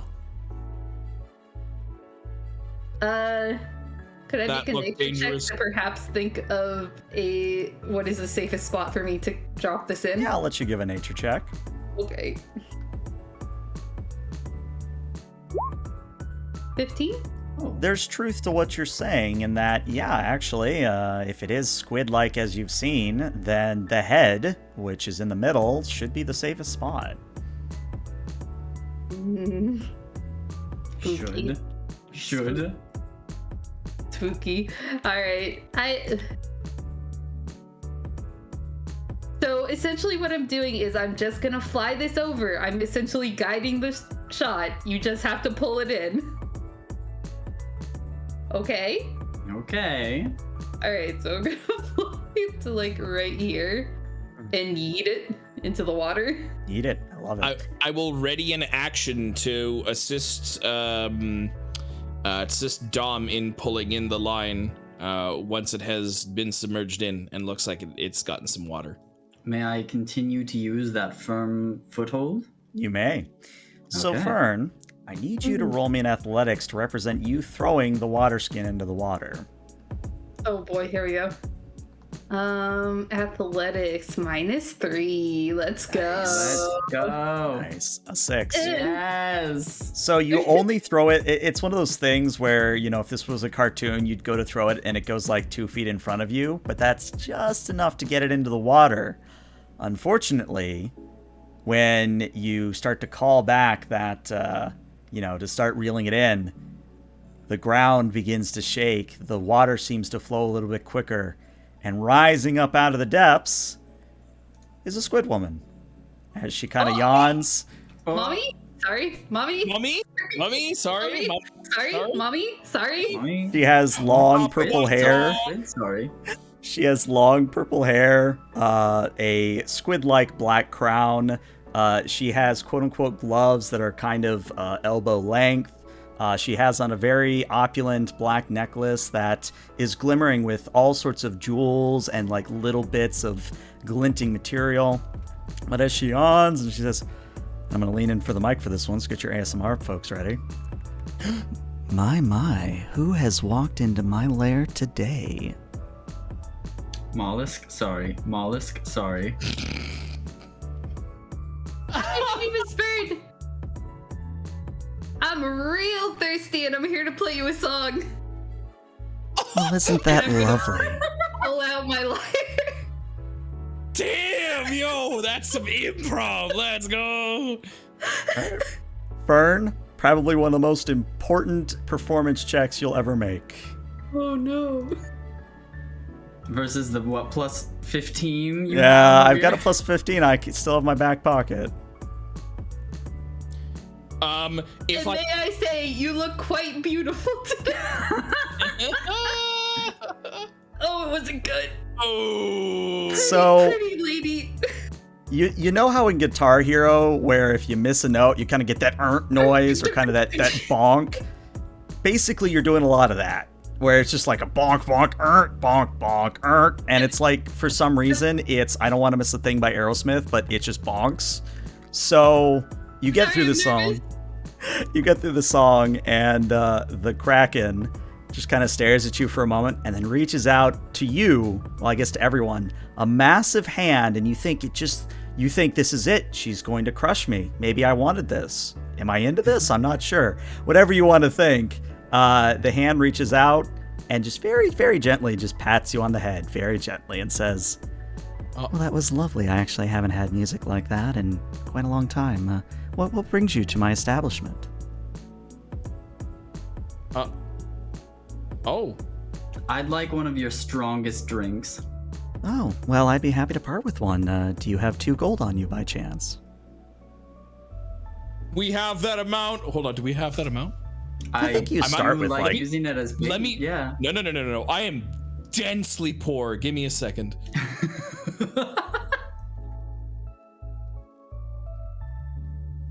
Hold on. Worst comes to worst, I know we just picked up some gold. You also do have the Loach Crown, which is probably worth a lot. Oh, yeah. I am actually mega broke. I'm going to say that all my gold is actually Ming Dynasty coins. Nice. Well, wait, the Kraken's probably really old, so that might fly. That might my... Yeah, wait, yeah. What type of currency do you take? Well, if you have any Ming Dynasty, those are usually my favorite. Damn! Do I have the coincidence of a lifetime? All right. So she splashes back beneath the water, but then reappears right next to you all here to the south. And she just very gracefully holds out a hand for you to put the coin into it. I will levy the 2 gold piece worth of Ming Dynasty coins into her gigantic woman hand. And she takes it, gives you a head pat, and kind of brings the coin up to her face so she can look at it and goes, well, you've actually kept this in rather good condition. What a good boy you are. Very well. You wanted distilled Kraken water. One moment. She dives beneath the waves, reappears, and she's carrying a sunfish size, so huge, huge bottle of what looks to be prismatic water. As in, it shifts color based on where you're tilting the bottle. And she just kind of holds it out to all of you and says, I hope you enjoy. I made it earlier this morning. It's made of good ingredients, the kind of ingredients you can only find in a Kraken's lair. I've also added a few happy treats. Sense motive. Is this Kraken piss? Are we getting gamer girl water here? You can roll an insight, but I can't believe I gave my fucking coins for this. I have insight. Yeah. With a 13, actually no, she's on the level. This is actually kind of it's not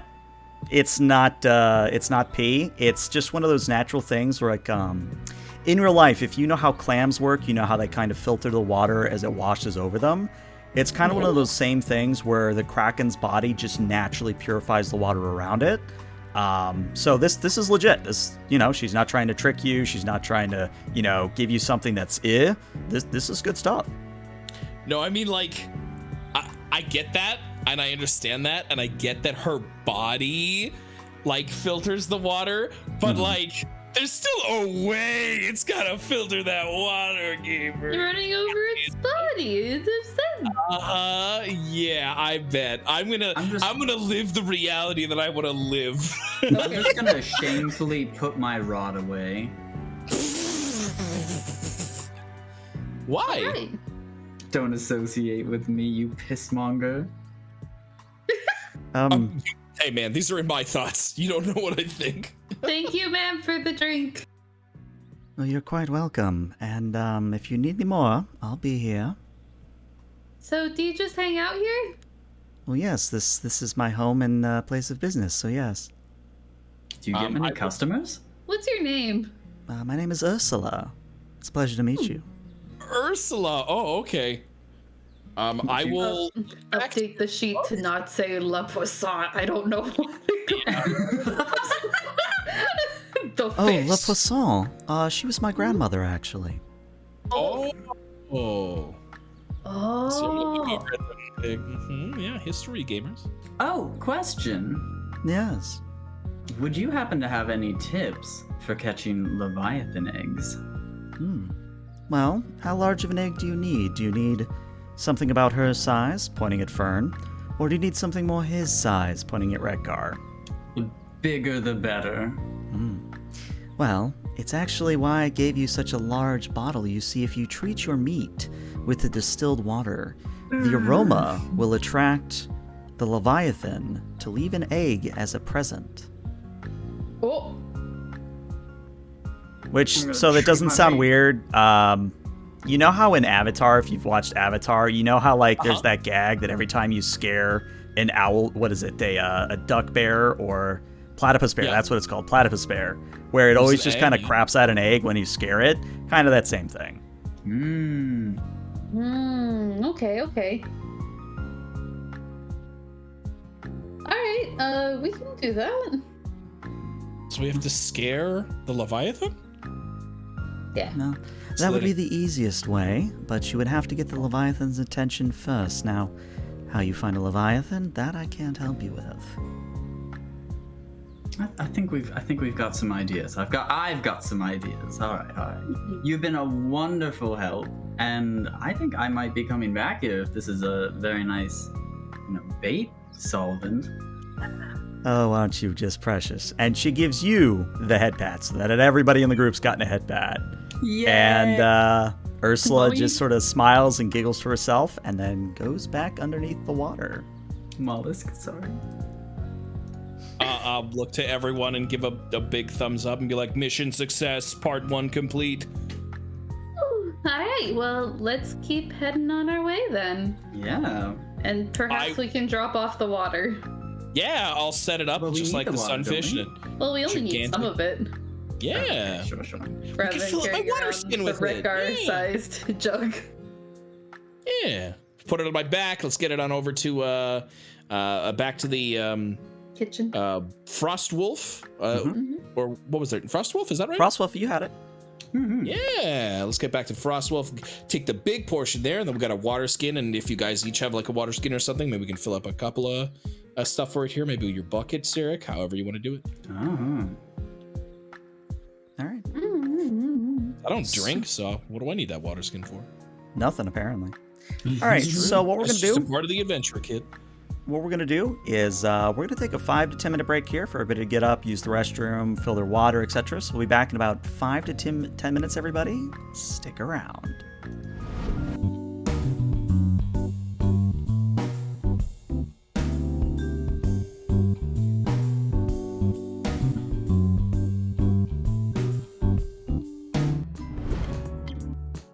Welcome back, everybody, to part 2 of the D&D Fishing Jamboree one-shot.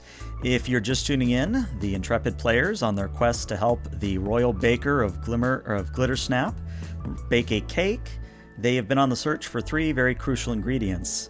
And they just finished acquiring the distilled water of the Kraken, which is not only a good ingredient for a cake, but also a good ingredient for bait. And we rejoin our intrepid heroes as they float out into Glittersnap Lake, beneath which supposedly lies a leviathan whose egg that they need to acquire. So what I'm going to say is that Redgar, you're the one that acquired the boat, but I want to hear how you acquired the boat. And you can go crazy here, however much you want to ham it up. acquired the boat, eh? Okay. Maybe we went ahead and commandeered it from some passerby in the Fey world, where they're trying to like tricksy you with one of those, one-sided deals and everything for it there. And in the middle of their deal, I just punched him in the face and was like, our boat now. Well, you see, I'd more than kindly be willing to give you the boat for a trade. How about I Punch him again. Right into the water. Just like, the deal is that I get the boat. Boat acquired, get in. I'd like to say I walk up with like the permit to a boat that I just nonchalantly, very kindly bought, from the vendor to the left. And I walk up to you and I'm like, 2 boats then.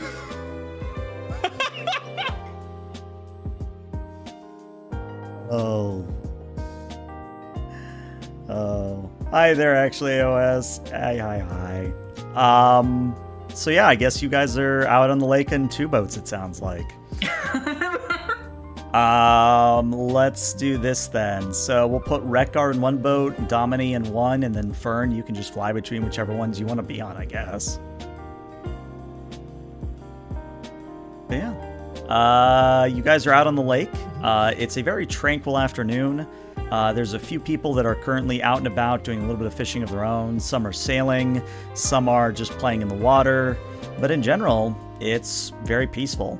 The waves are sedate enough that you don't have to worry about any boat capsizing. You don't have to worry about, say, a power boat going by and disrupting, fish with the wake. It's one of those things where, all things considered, this is the type of fishing environment that you could kind of, slap back a bottle of wine, put on a sun hat, and almost just kind of lull yourself to sleep if you're following me. But yeah. Wine, you say? Yeah, wine, you say. I guess my question is, how are you going to go about attracting the attention of a Leviathan here is the question. All right. I think we need a very heavy weight and a very shiny crown. Okay, wait, pause. I flip into Domini's backpack and come out with a prismatic scale. I will trade you the crown for this big, shinier scale. This reflects light better too, since it's flat. But there's no light down there, and that one produces. We can give this. We'll give the scale a try. A try. I take the crown and bring it back to my backpack. Nice. And what I'm going to tell you, Fern, is that with that crown of the Loach, you now have the ability to breathe underwater. Whoa, and be the most attractive piece of food in the lake while you do so. Yeah, I didn't want to say that much. But... Yeah, the downside is the quote-unquote curse on the item is that you are very, very delectable to fishers, or to fishes that swim by.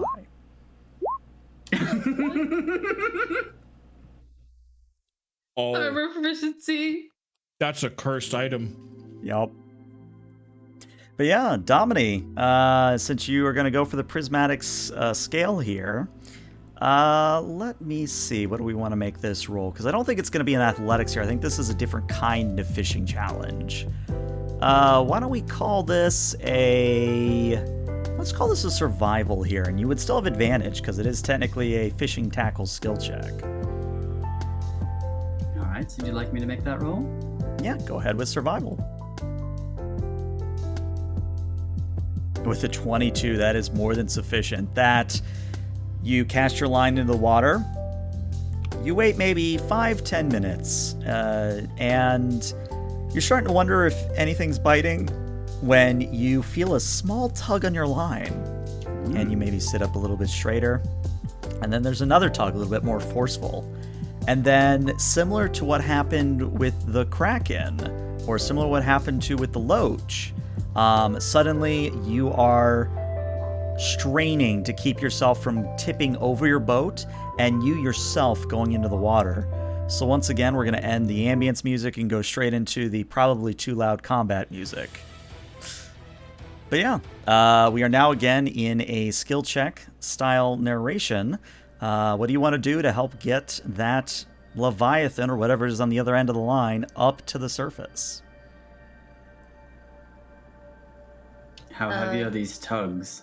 Do I need two I would boats for say this? that they are enough that every turn the creature's going to try and pull you under, and it will require a strength saving throw to not go into the water. Ooh.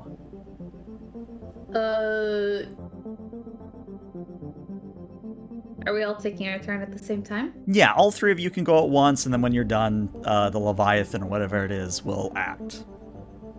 I will take out a prismatic scale and use the sunlight to reflect light upon the surface to try and attract it to come upwards a bit more.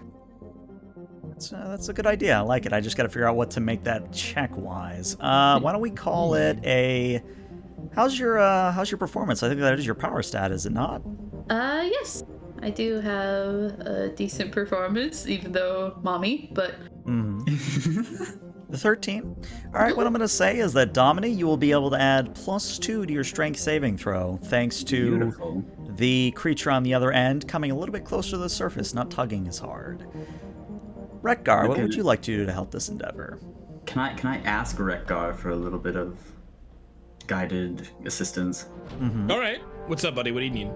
Can you bring the boat over? So if I fall into the water, I fall into the other boat instead. All right.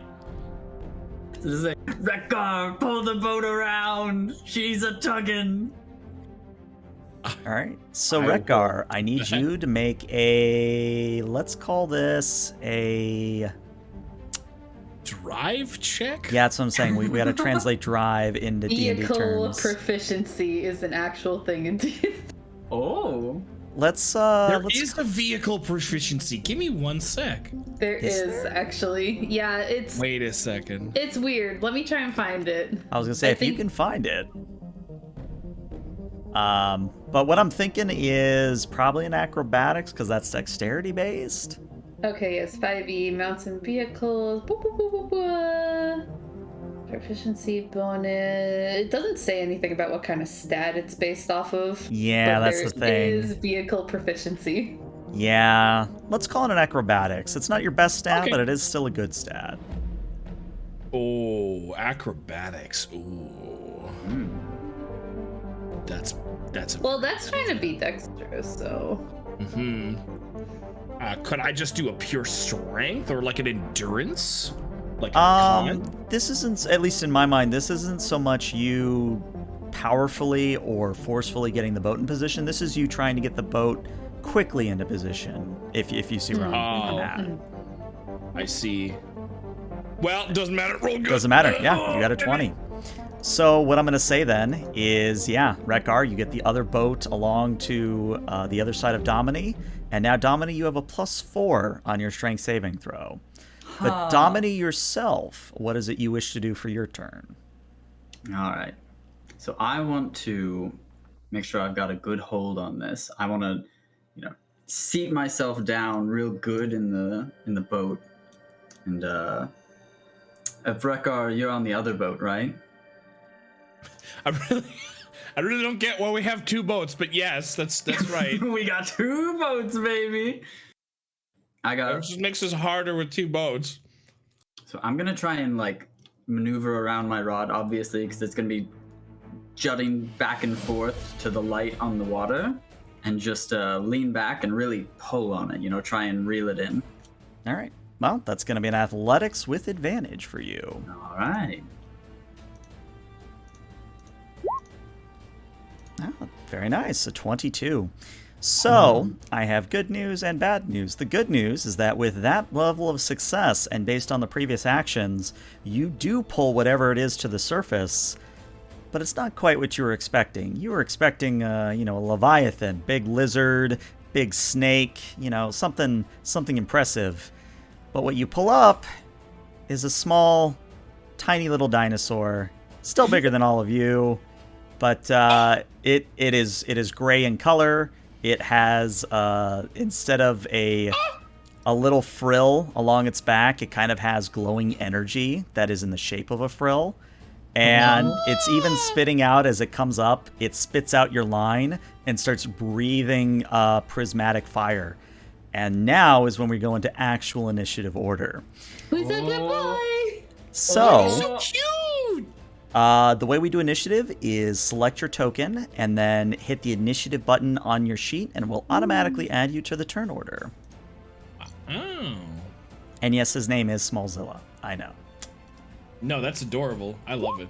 15? Okay. 17. All right. Let me see. What did I give Smallzilla in my notes here? All right. Let's see what he has. So 1d20 plus 3. Oh wow. Okay. Oh, all right. shit. Apparently he's going first. Speedy fella. All right. Sort by descending. All right. So Smallzilla is going to go first, and he is going to draw back his cute little head and breathe not so cute fire all over all of you. So I need all of you to make a DC 13 dexterity saving throw, please. Oh crap. Let's see. Dexterity saving throw. All right, so Benno, you're good. Fern, you're good. All right, so Retgar and Fern are good. Domini, however, you are going to be taking a grand total of 4 damage as the fire not only washes over your body, but also burns your current fishing line away. No. Now it's personal. But Retgar, it is now your turn to act. Oh my god, he's just so adorable. I don't want to hurt him. That's how he So survives. cute. He's so cute that nobody wants to hurt him, so he gets to rampage around. Oh my god, he's so cute though. Okay, but think about it. It's essentially an angry toddler. Miro from AEW. Got it. I want to rub his belly. All right. No. That's gonna get me killed. No. I mean, I'll allow it.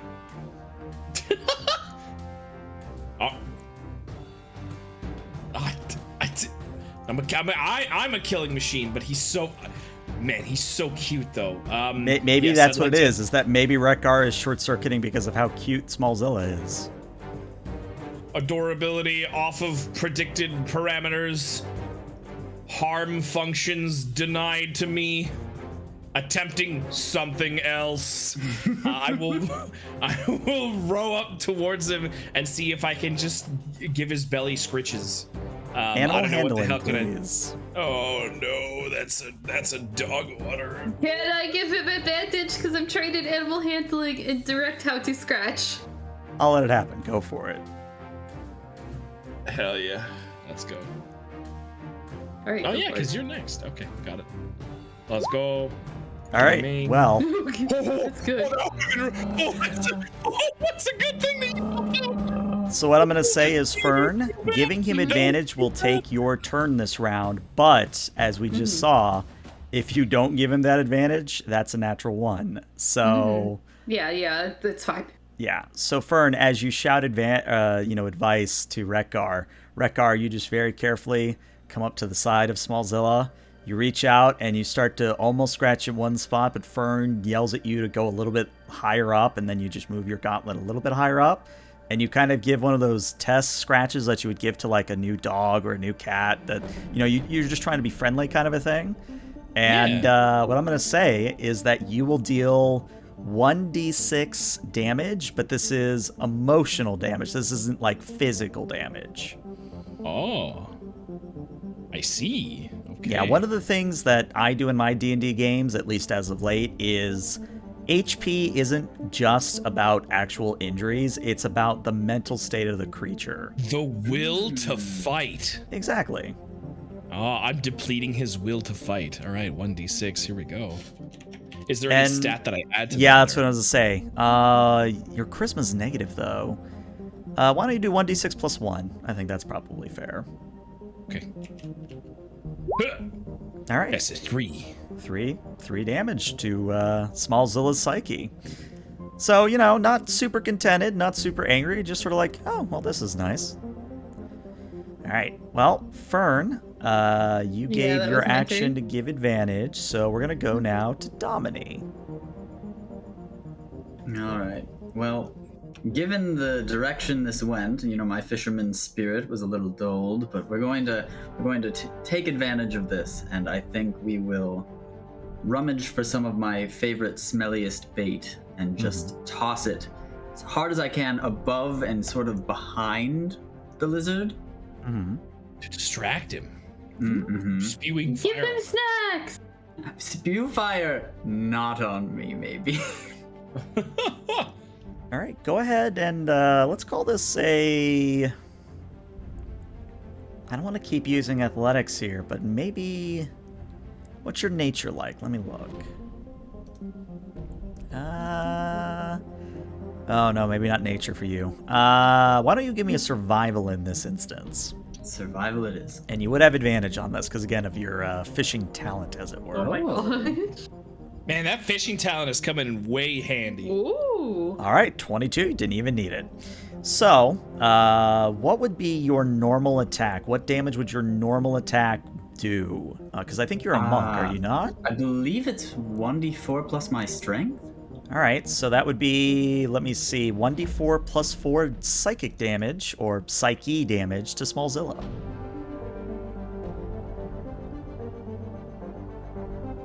All right. Okay. Yeah, go ahead and roll it. Oh, what? Yes. Okay. Yeah, Slash you can either roll the unarmed attack from your monk, or you can just do slash roll 1d4 plus 4. Ooh, there you go, max Let's damage. go! Very nice.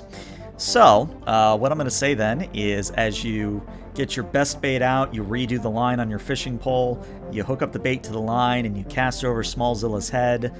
Smallzilla turns to look at it, and for the moment, the back of Smallzilla is presented to you.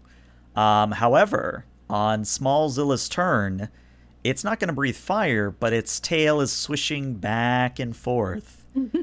And that tail is going to smack one of you.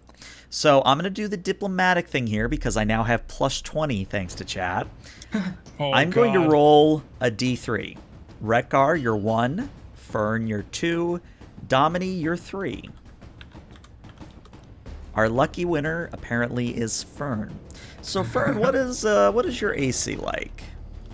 12. Oh. A 12. Okay. Oh. All right. 14 will hit you. So remind me, Fern, what is the name of your ladybug companion? Tallulah. Tallulah. Okay. Let me roll damage before I pull on that thread. So let's see. So this wasn't a crit. So that should be this much damage. All right. If you want to take the 5 damage, you can. Or we can do something special with Tallulah as the tail of Smallzilla comes waving out and smacks you in the side. No, I would never take damage with Tallulah. Okay. So I will take the 5. You will take the 5. All right. So, you know, you're not swatted completely out of the air, but it's kind of one of those things where you just kind of, almost like a cat swatting you, you just kind of go flying off a little bit to the side, and you don't feel so good. Yeah, I don't. But, Rekgar, you did just see and hear all of that. What would you like to do next? Oh, I see. Well, my friend just lost half their life because this thing recklessly swung around like a little idiot.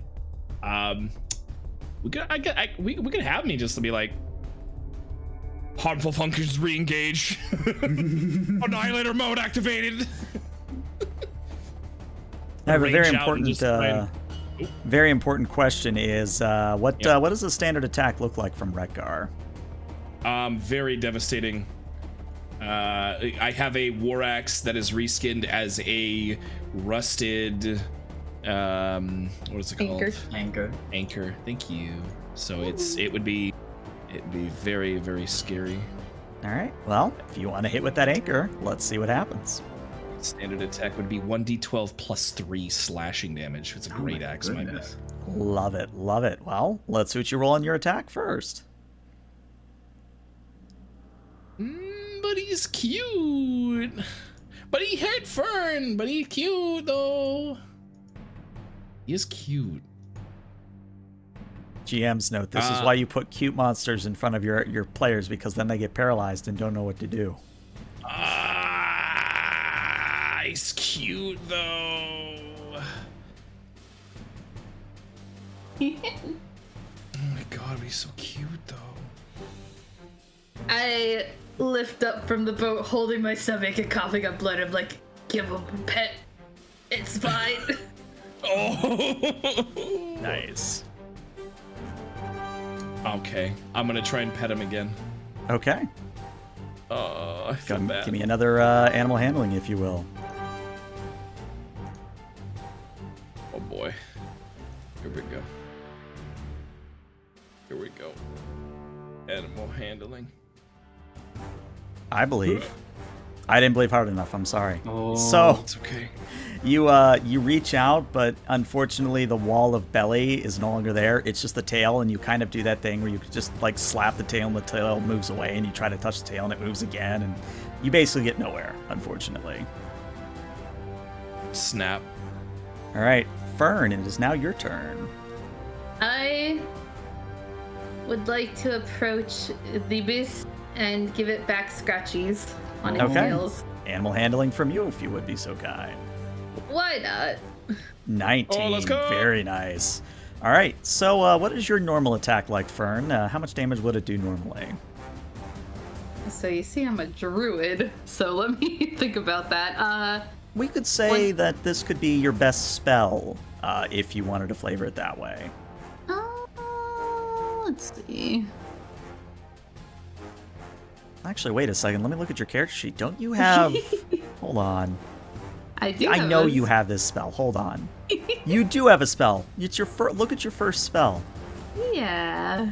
Do you want to use it? What, Yeah. All right. what's the spell? So I'm you gonna see... speak with the animal. So Fern, you realize you can speak with animals again, and you cast the spell, waving your hands about, and then all of a sudden you can hear Smallzilla, which, you know, apparently I hate my throat because I'm gonna do a voice. Why in the world are they attacking me? I'm just trying to be nice and be pleasant and give them back scratches, and they're hitting me. Why are they hitting me? I'm angry. I'm very, very angry. Well, little Oh my- buddy, sometimes back scratches can hurt people if they're not ready for the back scratches. You see, you like the back scratches I'm giving right now, but you're so big. Like, you gave me a pat with your tail, and my spine almost broke. Oh, well maybe you should get a better spine. Yeah, you know, I'm working on it. You see, I'm getting a bunch of gold soon, so I'm gonna look into that. But for now, Oh, that kind of brings up the existential horror of replacing your spine. Does that mean the real you died with the spine? Or does that mean that you are the new spine?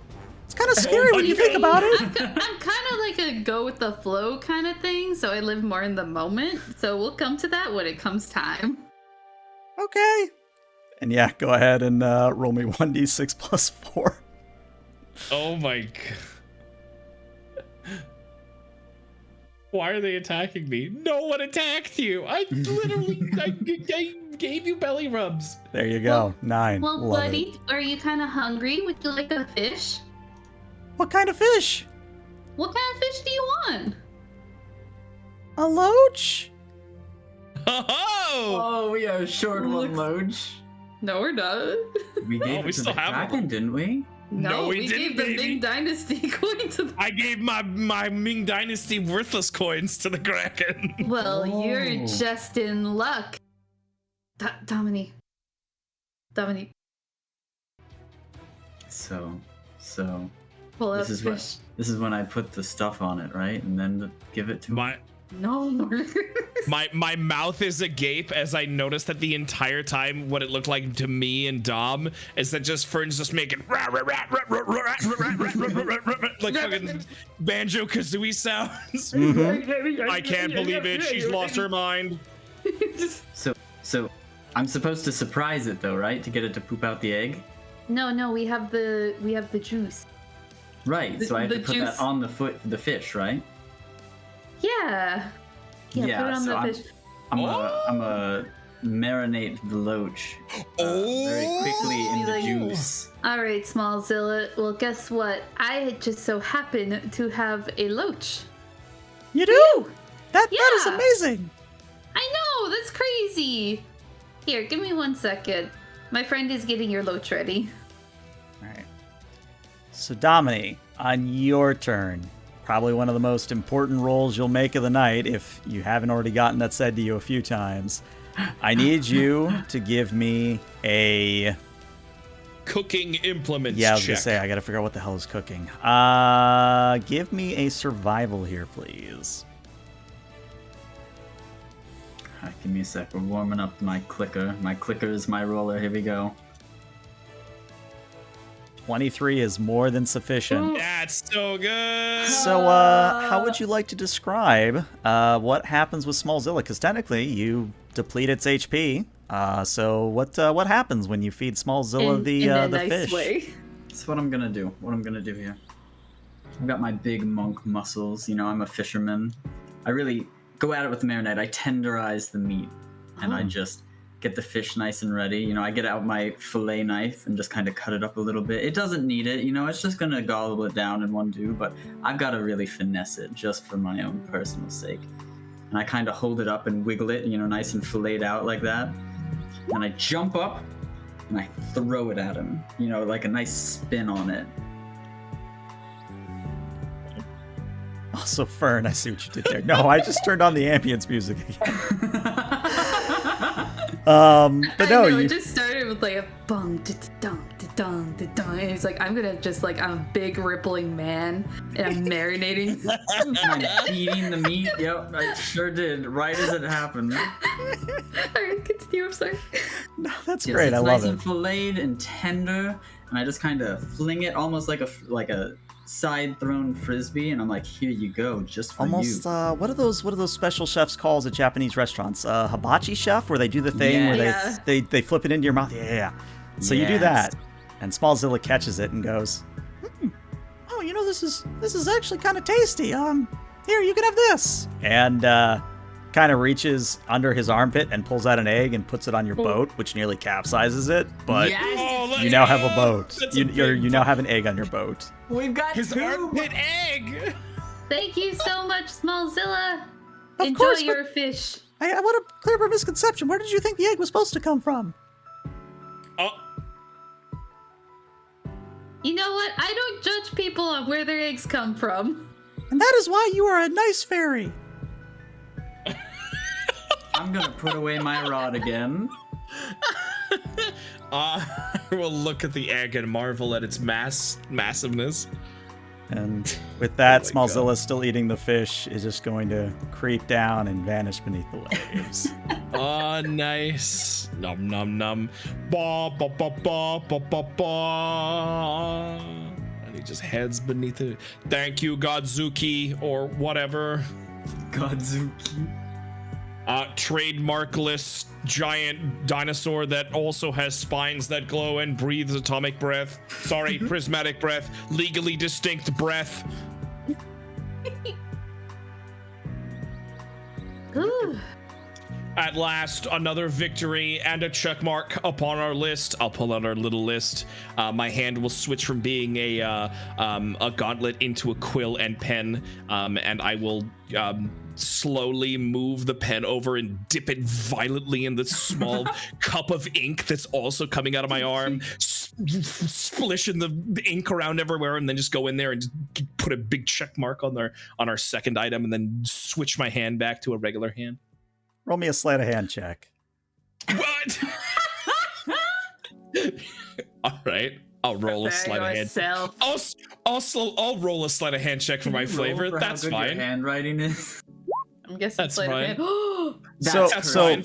That's So cursive. Rekgar, you know, you described it as being this violent affair, but when everybody else Yep. looks at the thing, it's like, Yep. you know those really fancy letters that they put in front of like old style Illuminated? books? Yeah. It's, illumination letters. Yeah. yeah, that's basically what it is. It's like a check mark, but it's illuminated. Oh my, it's just like, it looks so bad, and then it's just like, there it is. And it's just like, it just turn it over, the page glows, it's got like, there's light coming off, makes little sounds and everything. Sorry, not my best penmanship. We're on a hecking boat.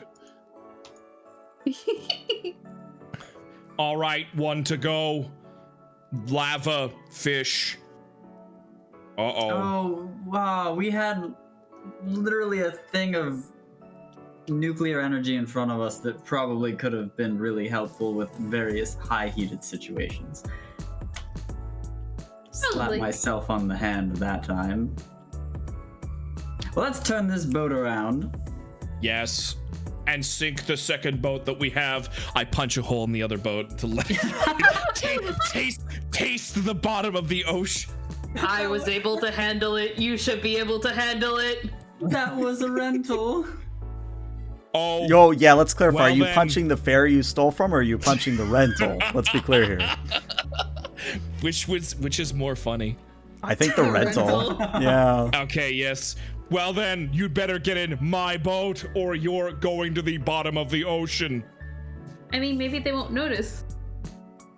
Right. So- But I'm sure that they will because we're not giving this one back. Oh, We had an egg that almost capsized the boat and another boat to sit comfortably in while we dragged it. But instead we just sunk. I want to be with the egg. It's more comfortable for me if the egg is here. Rekthar, Uh-huh. we're in a lake, so we couldn't take the boat with us even if we wanted to. I can carry a boat. Rekthar, you can't carry a boat. I can break these cuffs. I think we found a new improvised weapon. Boat. Just boat. Boat. Let's say it deals 1d10 plus strength bludgeoning damage. There you go. Hell yeah, let's go. All right. So, important question before we move on to the next part. Do you stop Yes. in at Frostwolf to drop off the egg, or? We gotta, yeah. Yeah, it's a big egg. It's a big egg. All right. So we'll very briefly do a quick scene in the bakery then. That as you drop off the egg, Frostwolf kind of looks at you dragging this thing in and goes, "Holy crap, you actually got it. I kind of put that on the wish list. I didn't think you'd actually get it. How the hell did you manage to get a Leviathan egg?" Through belly rubs and kind words. And she kind of reaches up and pokes at her ears. "I'm sorry, I might have something in my ears. It sounded like belly rubs." I will point over to Fern, and then out of my mouth that just holds open a gape, I will just go like, rah, rah, rah, rah, rah, rah, rah, rah, rah. like stuff that she was making earlier to just mimic her sounds and everything that she was doing. Do you even realize what you've just said? Yeah, that was very insensitive. You don't know what her mother does. It was also very anatomically inaccurate. We just saw where it comes from. Yeah, the esophagus doesn't work like that. I see. I hate you all. I'm going to my All right. room. I liked it better at Dad's. All right, well, can't do anything about that. What's done is done, cannot be undone, but perhaps it can yet be mitigated. Must destroy the egg. Let's maybe back up. Don't destroy the egg, buddy. Action, I'm gonna hold need it. you to step back from that egg. But hey, kinda at tucked this away point you the just need to fishing get the net. flame, and then this whole thing will be over with. Wait, Did we Hold have on. any clues on the flame? Sorry. we did. We need to We fish know where the a lava lake lake is, but with fire. Yeah, let's go check our notebook. Our handy dandy notebook. Afternoon stroll to get to the lava lake, I think, was the only thing that was very difficult. And then we could either try and climb the ever burning mountain or get to a lava lake where there's a fish that swims in lava in there. And then we could, it's a quick scroll to a lava lake. All we gotta do then after there is fish the fish out. But the only thing that we don't know is how the hell do you fish in a lake of lava? Oh, question, Frostwolf, have you any fireproof tether or know where we can get any fireproof tethering and bait? Let me think. You need something fireproof that also could be used as fishing line. Yes. Yeah, I think I know something. But you ain't gonna like it. Okay. You, remember that kraken you got the water from? Yes. Mm-hmm. Of course you know this is hearsay, but, supposedly a lock of her hair is, impervious to most damage. Oh. Now, of course, based on what you've told me, I don't know if Ursula's gonna give you a lock of her hair just willy-nilly, but, that's what comes to mind. I have one other thought, but I don't think it would work. Well, share with the class, I'm interested. So lava's very hot, and heat Traditionally, rises. yes. So if we were able to somehow get a strong, lightweight line and a very lightweight bait, or something that can fly, we could do a bit of fly fishing, if you would. And I think Get the bait Frostwolf just looks at over the Fern. lava. You're thinking of using your fairy friend as bait, aren't you? Maybe. Am I a person to you? It's You're true. small and have wings, and you. I'm would gonna never, float around the room. I would never sacrifice you, but make use of you, perhaps. I think Frostwolf just kind of slips Fern a thimble of wine. I slam it. Constitution saving throw. There's no way you can roll another one. There's no way. It can't happen. It's 400%. No, 1 in 400 chance. Can't happen. I'm Right? opening my sheet. It's not like loading.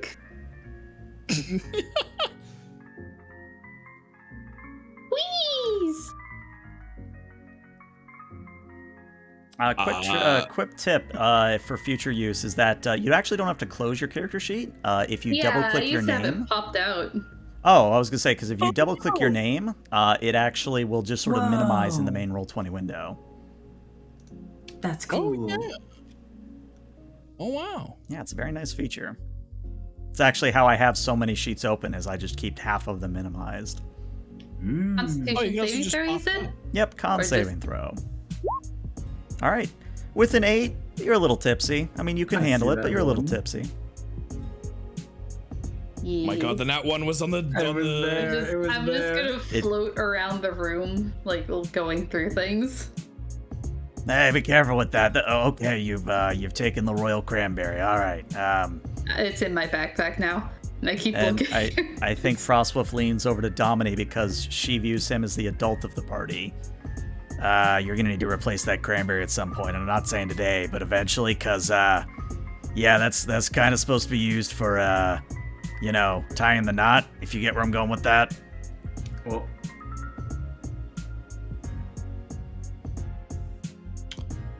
Actually, hold on.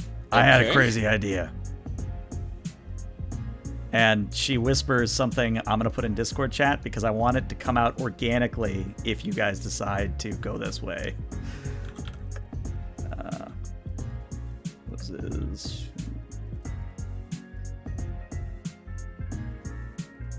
oh, I'm going to let you guys figure out what you want to do with that information, but I think that would be very funny. oh. Would such an action be recognized by Ursula?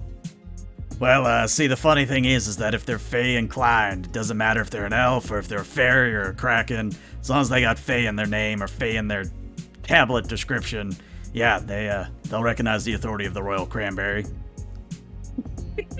The Royal Cranberry.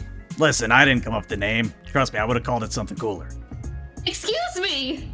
The royal cranberry has been passed down for generations. And I'm not gonna have you sit here and make a mockery of it.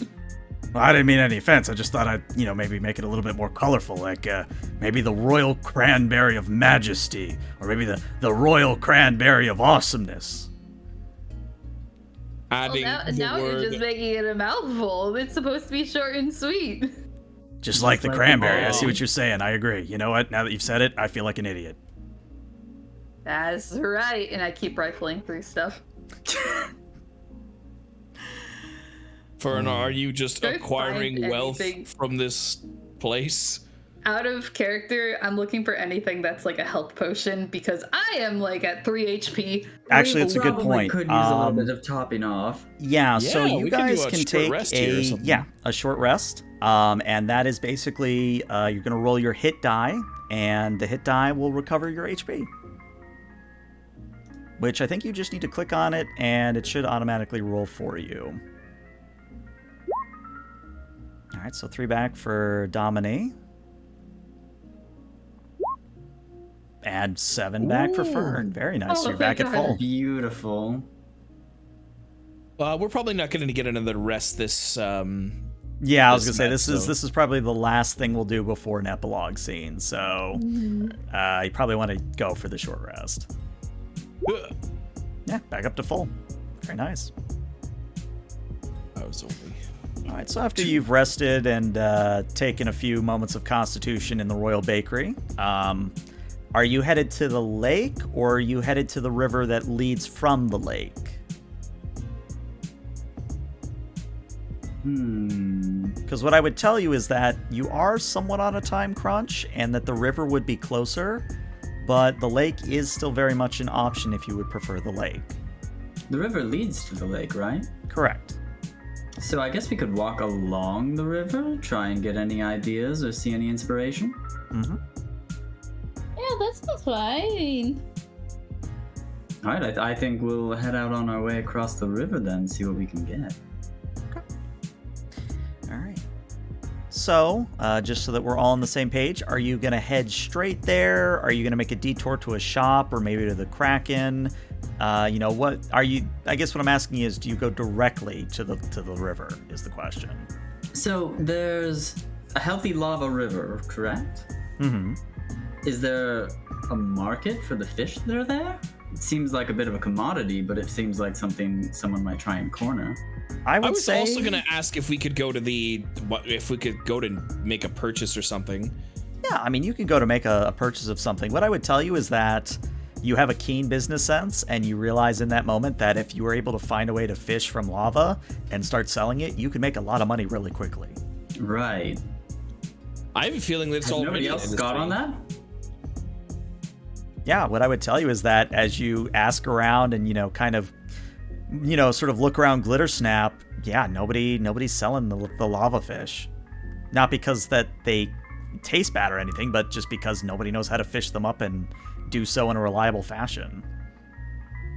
Can I go back to the book to see if there was any hints about how they got the lava stuff? I need money. I bet it was a freaking elemental or something that was like, haha, I'll just go in and pluck a lava fish or something. Go ahead and roll me another history if you would be so kind. Sure. I'm gonna stop closing this sheet. You just have to minimize it, like I said. Yeah. A 15. So you already are going to know about the Kraken hair, but there is a second thing that the book presents as an option. The Song of a Pure Soul is all it says. It just says the Song of a Pure Soul. And how you Only we make had a one. song a tangible thing, you don't know, but that's what the book says.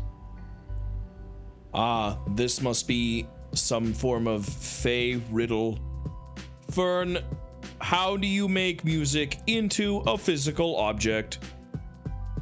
That is called a music sheet. Oh, Instrument marks. Instrument marks. So I have one more question. I suppose we'll call it a grotto, was timeless in nature, right? Mm-hmm. I think I have an idea of what we might do, my friends. I think that grotto might have been a little hungry for business. I have a, perhaps, proposal of sorts for the Kraken, Ursula. in case they would like some extra money. Maybe not Ming Dynasty money, but, money. I am not comprehending what you mean, but if you have a plan, then that sounds fair. So it sounds like we're going to go see Ursula again. If we have the time for it, yes. Yeah, you've got time. Again, All right. It is timeless, so you have all the time in the world while you're there. And yet earlier you told us we were on a time crunch. What's going on here? Well, and I probably could describe that better. So when you're in the Azure Expanse, time does not pass on the outside. Meaning that you could spend entire lifetimes in the Azure Expanse, where outside, not even a second passes. It's kind of one of those weird things in the Feywild where time flows differently in different parts of the Feywild. So I'm trying to remember the term for it. I think the Azure Expanse is slower than the rest of the Feywild, I think is how it's supposed to be said.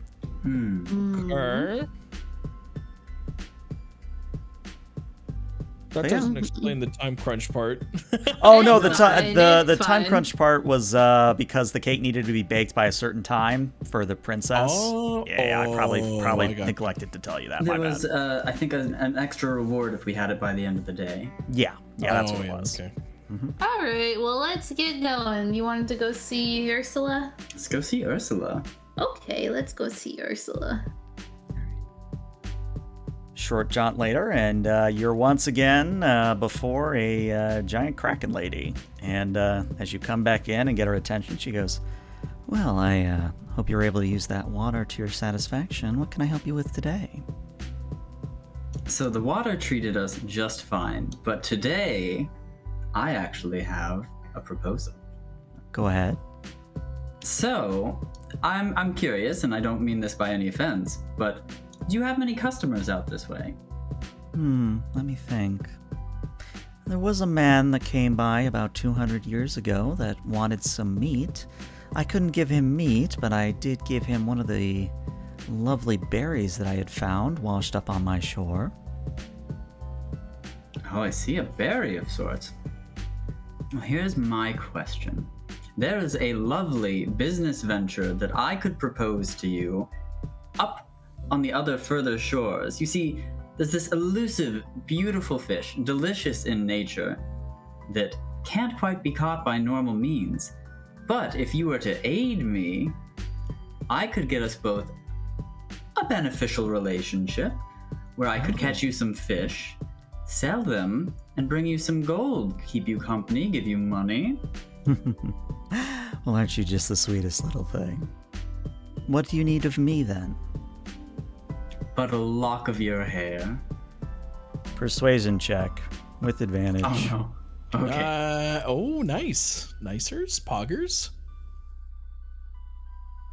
Hogging nicers? Nice and poggers? 13.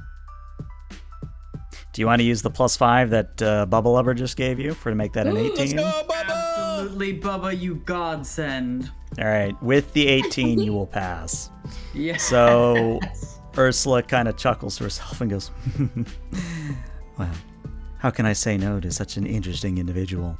Do you have anything to cut it with, or should I do the justice myself?" I don't. I have this gutting knife, but I would hardly enjoy ruining such lovely hair with something so gutty.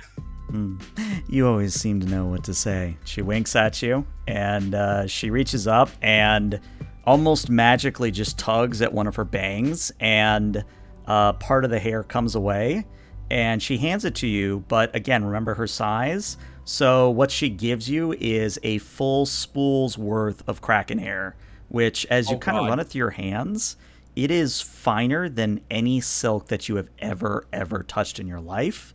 It's to the point where you're almost sad you have to use it as fishing line. I believe this is the start of a wonderful relationship. Well, I'm sure you have things to do, but before you go, and she turns to Fern, can you play me something again?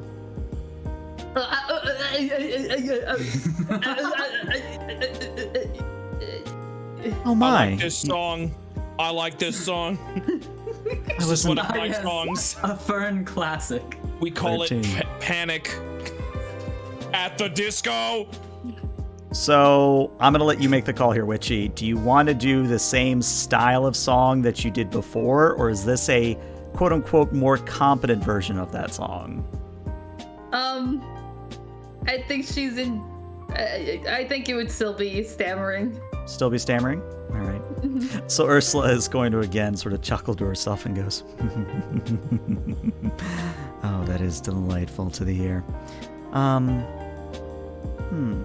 I thought I had. Oh, you know what? I do have something. One moment. She dives back below the ocean. You wait about a minute. She comes back up, and she has with her a fairy-sized bottle of whiskey. Oh. And she holds it out to Fern very carefully and says, "I don't know if you're a whiskey drinker, my dear, but why don't you have that on the house?"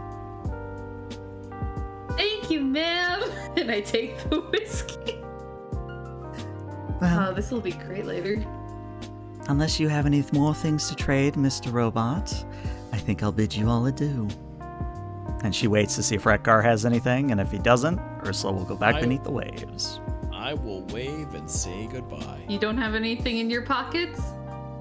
What, do I have anything to trade her? I don't think so. I don't know. Just doing. I have a boat. Are you interested in boats? Do you like boats? Probably a persuasion check. Let's see if she likes boats. This could be used as a fine soap dispenser. Or chair. Let's see. This is amazing. Sit, queen. Queen. Oh, recall that my persuasion is bad. Oh, I have boat. Boats are used for the ocean. I think Ursula just stares at you for a moment, and then just sort of tilts her head to the side and says, yes, boats are used for the ocean. I don't quite understand what it is you're trying to tell me, though." Aren't they cool? You can have inspiration for that, but Ursula's going to be like, "Well, with that, I bid you all adieu." And then Ursula just goes back into the water. It just ignores me like, oh my god. This guy. This one trying has to sell me brain his damage. fucking boat. All right. Well, let's go get the lava fish. All right. So, a 20-minute journey later, at this point it is late afternoon, the sun is beginning to journey towards the horizon. You eventually arrive at the stream of lava that you have been directed to. And Whoa! to sort of set the scene, the actual river itself is in a channel in what is traditionally known as a canyon, but traditionally known as a canyon, yeah. Good wording there, ELH. Anyway, it's in a recess in the ground. You come up on one of the cliff edges. It's not a terribly hard thing to get down from the cliffs to the lava river side. But what I would tell you is that if you are 30 feet away from the lava, you do not take any heat damage. But if you go any closer than 30 feet, you do start taking fire damage every turn. Oh, wow. Good thing we didn't have Fern fly over the lava. So yeah, how would you guys like to approach this? Alright, I think the first thing that needs to happen is we need to find some good bait.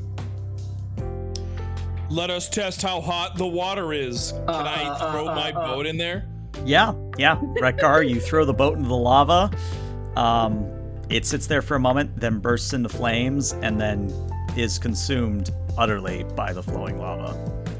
I will just observe this. I'm so glad you threw the boat because I thought you were about to start walking. Did you see how quickly that the boat burned up? I wager to say that's 20 D6 worth of fire damage a turn if submerged. Yeah. That's impressive. Typical lava damage numbers there.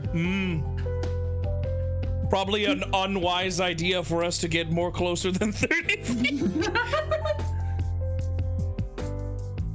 Well, start fishing. This is all you. Oh yeah, All right, set up that line. I think the first thing we need to do is try and forage for some maybe shoreline critters, quote unquote, maybe a lava crab of sorts. I will stare down at the area and see if I notice anything. Nature check, please.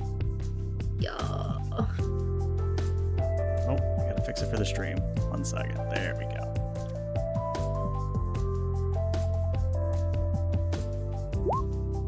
16 across the board. That'll work. So you don't necessarily see any quote-unquote fire crabs, but what you do see is a number of fire slugs that are just kind of worming their way through the hot earth next to the river, as it were. And I'm just going to throw a few on the board here. Could I perhaps use my animal handling to try and go like, come here, little babies, come here. Yeah, go for it. Animal handling check, and let's see what you got. Nope. With a 9, I'm going to say... Yeah, I think with a 9, I think they're not really... I mean, they're going to look at you, and they're going to, kind of slug glonk at you, but they're not going to, come closer. But you have their attention. Can I make a lasso with the hair? Sure. All right, and this is going to be a bit of a stretch, but I need to try and lasso one of the slugs. Mm-hmm. Because I don't think I have any hooks that are good enough to hold a lava slug. Yeah, why don't we call this a sleight of hand or an acrobatics? I could let either apply here, because they're all dex-based. Okay. I think I like sleight of hand. Okay. All right. What I'm going to say with a 7 is you try to lasso one of the slugs, but it does not, it doesn't get caught in the lasso. And the fire slug is actually going to belch back at you. So your fishing tackle is fine. But Domini, you're going to take 1 fire damage as the fire slug sort of breathes fire over you. Heck. Now, what I would tell you is that this does not mean you can't try it again, but now that you know what the price is for failing the roll. Just leave it over there. I have an idea. All right, let's hear. I'm going to float. I mean, you did it to the closest one, right? I'm gonna say I did it to the one a bit north of us.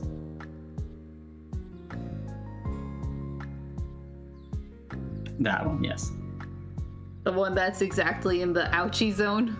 It's just outside the ouchie zone, right? Yeah, it's within 30. You're good. Alright, well, I will fly over and use my animal handling to see if I can just cautiously come over and approach.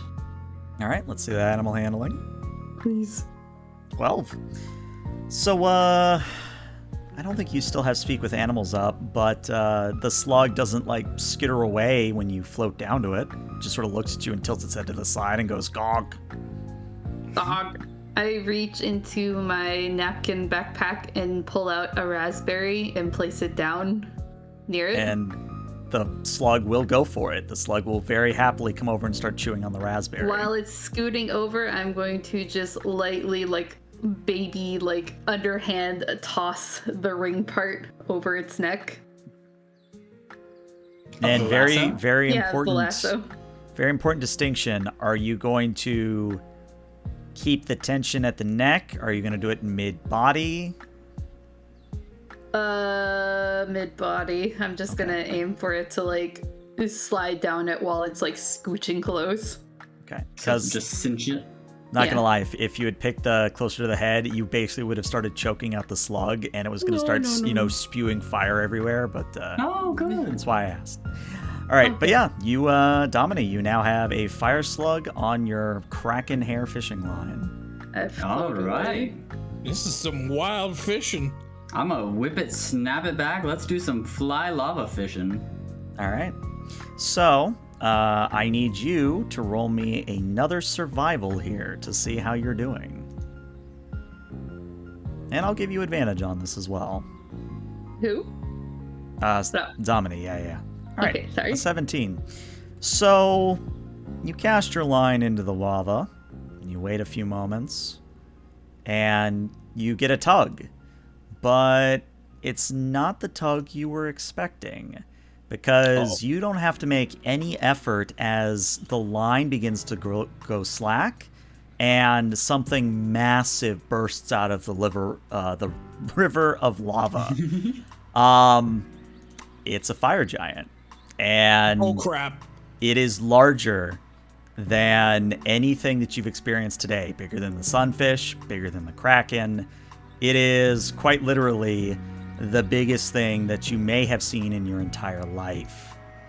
But as you all look at this giant, it speaks at you and says, "Well, who disturbs my slumber? What mortal thinks that they can wake the great Fire Lord Ignis?" Uh-oh. Oh, we Formation run. So, who's the best talker? Who's our talker? yeah, that's the question. Let me Not play you a song. All right, I think I got something. All right, so Fern, you start strumming a tune, and Ignis just sort of looks over at you, and its fiery eyes just blaze with intense hatred, and it kind of narrows her eyes, and you think it's about to either use laser beams or fire, but then its eyes loosen up a bit, and it says, "That ladybug you have with you, what is its name?" Tallulah? "No, it can't be. The same Tallulah?" And Tallulah, who has not spoken a single word in the entire time you've known them, kind of looks at you, Fern, and says, "Oh yes, I could be speaking to Fire Lord Ignis if you wish me to. We are old drinking buddies." Don't let me stop you. I mean, you're your own ladybug. Okay, I just wanted to be sure because we had thing going on where you're keeping me as pet, and I kind of like that idea, so... Yeah, no worries. You're allowed to hang out with your buddies. Okay, cool. Well, then I will tell you that every other third Thursday, I'm going to be able to need to come drink with Ignis here, because he gets lonely very quickly. Yeah, no, that's fine. Okay, very good. And Tallulah, the ladybug, extends its wings and floats very comically close to Ignis. Not close enough to burn, but, close enough. And they begin speaking in... I don't even... Yeah, I guess it would be giant in this aspect, but it's almost like the... God, what is that big snake's name in God of War? What is its name? Jotun? Yggdrasil? No, what's it called? Jortmungandr. Yeah, that's the one. It's kind of those big, long, sort of booming voices, which even from a ladybug sounds intimidating. But after a moment, Tallulah comes back over to you, Fern, and says, "Yeah, he is willing to be giving you fish that we are requiring. However, he asks for trade." Trade. Alright. "Yes, apparently he has eye for Rekgar over there." What? Me? What about Rekgar? "Well, best I could be telling, something about his armor reminded him of a forge work he did many, many, many centuries ago, so... Dad? I'm not quite sure. It sounded like you knew him some way, Rekgar." 2,000 years ago, were you perhaps an originator and or one of the original smiths creating weapons of war in the Eternium Everforge? "Why, yes, I was one of the many proud forge smiths of the... My god, you're a Mark III. That is brilliant. Would you permit me to reforge your armor for you?" Oh my god, yes! Oh my god. Wait, no, they're going to fix him. Wait, no, my buddy. My buddy. If he's your buddy, he'll still be there afterwards. All right. So, Bigger, faster, more alive. I actually have no integrated armor, but I do have an ability that lets me like integrate and unintegrate any piece of armor that I would wear. But it takes an hour for me to like ungraft or regraft it into my body. well, that's But without a I Fire actually- Lord to help you. Oh I'm just gonna shit, let's try, go. because you're either gonna lose your algae or you're gonna have a really cool fire beard, and I'm not sure which. You've actually read I my don't know. mind. Is that Ignis, Retgar permitting, Mhm. is going to take you actually beneath the lava. So you're going to Oh, disappear for just a moment. Okay, let's do it. An eternity passes for Fern and Domini as they start to wonder, is Ignis coming back? You know, is Retgar all right? But then there's an 20d6 explosion. fire damage. Well, there's an explosion. 20d6, baby. There's an explosion of lava, and coming hurtling out of the lava in a jump is Retgar. But it is not the Retgar you knew. It is a Retgar in golden armor with black inlay and motifs of fire on the pauldrons.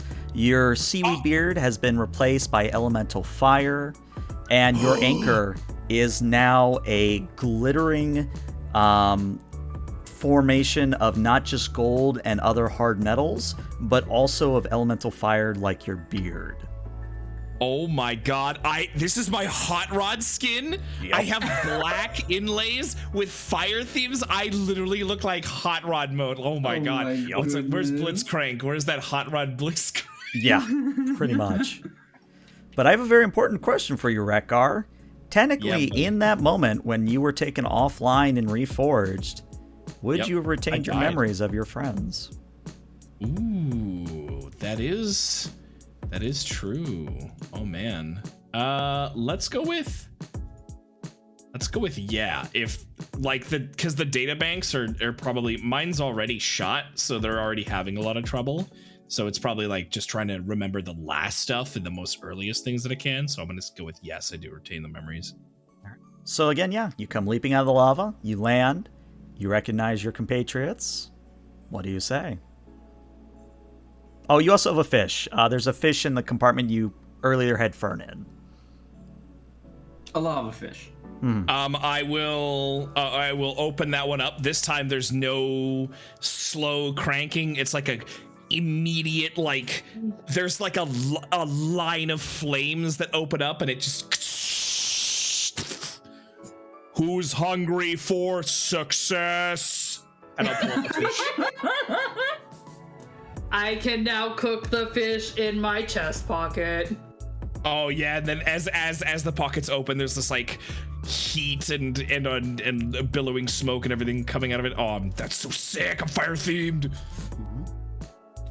And I think Ignis pops his head up once again and says, well, good luck on whatever journeys take you back to the Feywild and its associates, but tell me, I notice you there, fisherman. You have the hair of a kraken. How's my daughter doing? Have you been able to see her? No, unfortunately, when her mother divorced me, I did not get custody. I actually haven't seen her in over a millennia. Do you want to see her? I would very much like that, yes. Are we allowed to intervene with the law?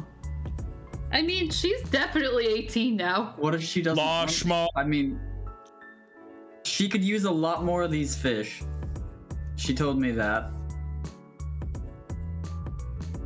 True. Truthers. I don't know if she can come here or if I could go to her, but perhaps a neutral ground. Glitter Snap, perhaps? Are you saying you want to come to Glitter Snap? Well, yes. If you are able to Will get my you- daughter to will- come visit. Will you burn down Glitter Snap by just walking through it? Oh, no, not saying at all. like you'll rage, just No, not at all. The buildings of Glitter Snap are one of my oldest creations. Oh! And the forest surrounding Let's- them? let's Well, re- the forest I might have to be a little bit careful, but in general it'll grow back eventually. Let's reunite father and daughter. I can talk with her, and We shall relay your message. Well, that is very kind of you, and just let me know what the result is. Of course, of course. Let's drop off this fish and fucking go. We got things to do. Let's do that. I'm nervous. What if she says no? I mean, So- That is a decision for her. I mean, what if she says no? You gotta be aware. There might be a chance she says no. What if she says yes? Think of how cool that would be. That's okay. If she doesn't want to see me, I'm a strong enough man. I can take it. It'll be okay. Okay, you said that it was okay. Okay, let's go. So we very briefly go back to the whirlpool, and as you're explaining things to Ursula, I want to know who's doing the explaining here, because it's very important I know who's explaining. I'll explain it. All right, so Ursula, for a moment, she just stares at you in silence, and then in almost a crushing manner, she reaches out and pinches the sides of your cheeks and gives you a big old smooch and says, "I would love that. I haven't seen my dad in so many years." Aw, Wow. baby. And That Fern, smooches your entire body. I need you to roll me a dexterity saving throw, please. Okay, I'll do my best. It'll be funny. Okay, with a 4, Yeah. you end up dropping one of the prismatic scales that you've had on your person. Yeah, because I remember you took out a few. And Yeah. she, stops doting on you for a moment and picks up the scale and goes, "Oh, well, hold on here.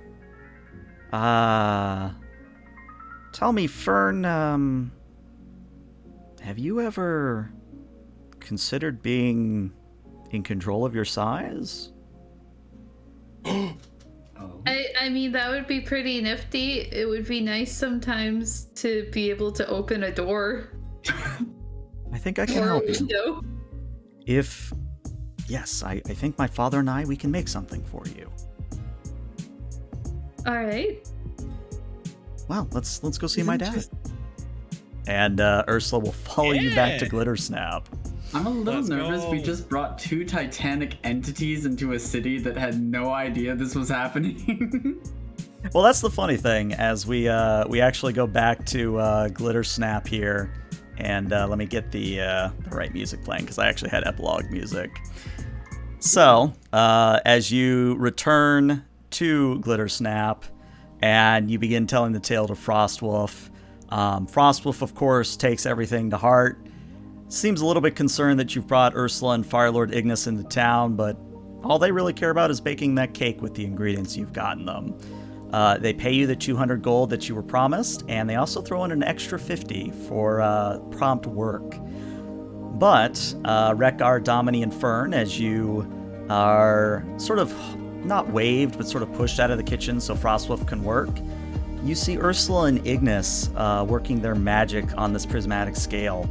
And after a moment, they have crafted a beautiful necklace that they then present to Fern. And Fern, when you put it on, you now are able to go anywhere between fairy and giant size as an action. Wow. That's cool. But, and as Ursula, Ignis, and everybody looks to Domini, I think Ursula says, "Well, there is one more item. I don't think they would mind." And Ursula kind of reaches into one of the buildings of Glitter Snap, and you hear a little bit of screaming. And after a moment, she pulls out the best fisherman trophy and hands it to Domini. Ooh, from the contest? I think you deserve it more than anyone at this point. Oh, I get hair and affirmation? This is amazing. And I think with that lovely revelation, we sort of pan up to the sky and we see the words, "The end." Adorable. Yay. That was Love it. so wholesome. we didn't kill a goddamn thing. We didn't need to. Well, you Man. see, we were going to, and then you're like, I want to pet the I dinosaur. can't. I couldn't. It was too cute. My whole build was a murder bot, and I'm like, I can't kill the damn thing here. This is too adorable. This is nope. Don't want to hurt that. Nope. Don't want to kill this. Nope. It didn't matter. I'm glad. Sometimes I it works out like that. Because I was about to put the water on my hands and be like, monk double slap. It worked Would've out worked. way better though. It worked Would've out worked. way better. Could you get a celebratory confetti? Well, let me see if I've got it. If I still have it. Hold on. One second. The Intermediasaurus? Yes, I do. Let's see. Confetti. There you go. There's your confetti. Nice. Oh, Lord. All right. Well, this is where YouTube, we're going to say goodbye, but Twitch, stick around because we got to find 7 or 8. But YouTube, thanks for coming along on the journey. We'll see you in future one-shots. Bye, YouTube.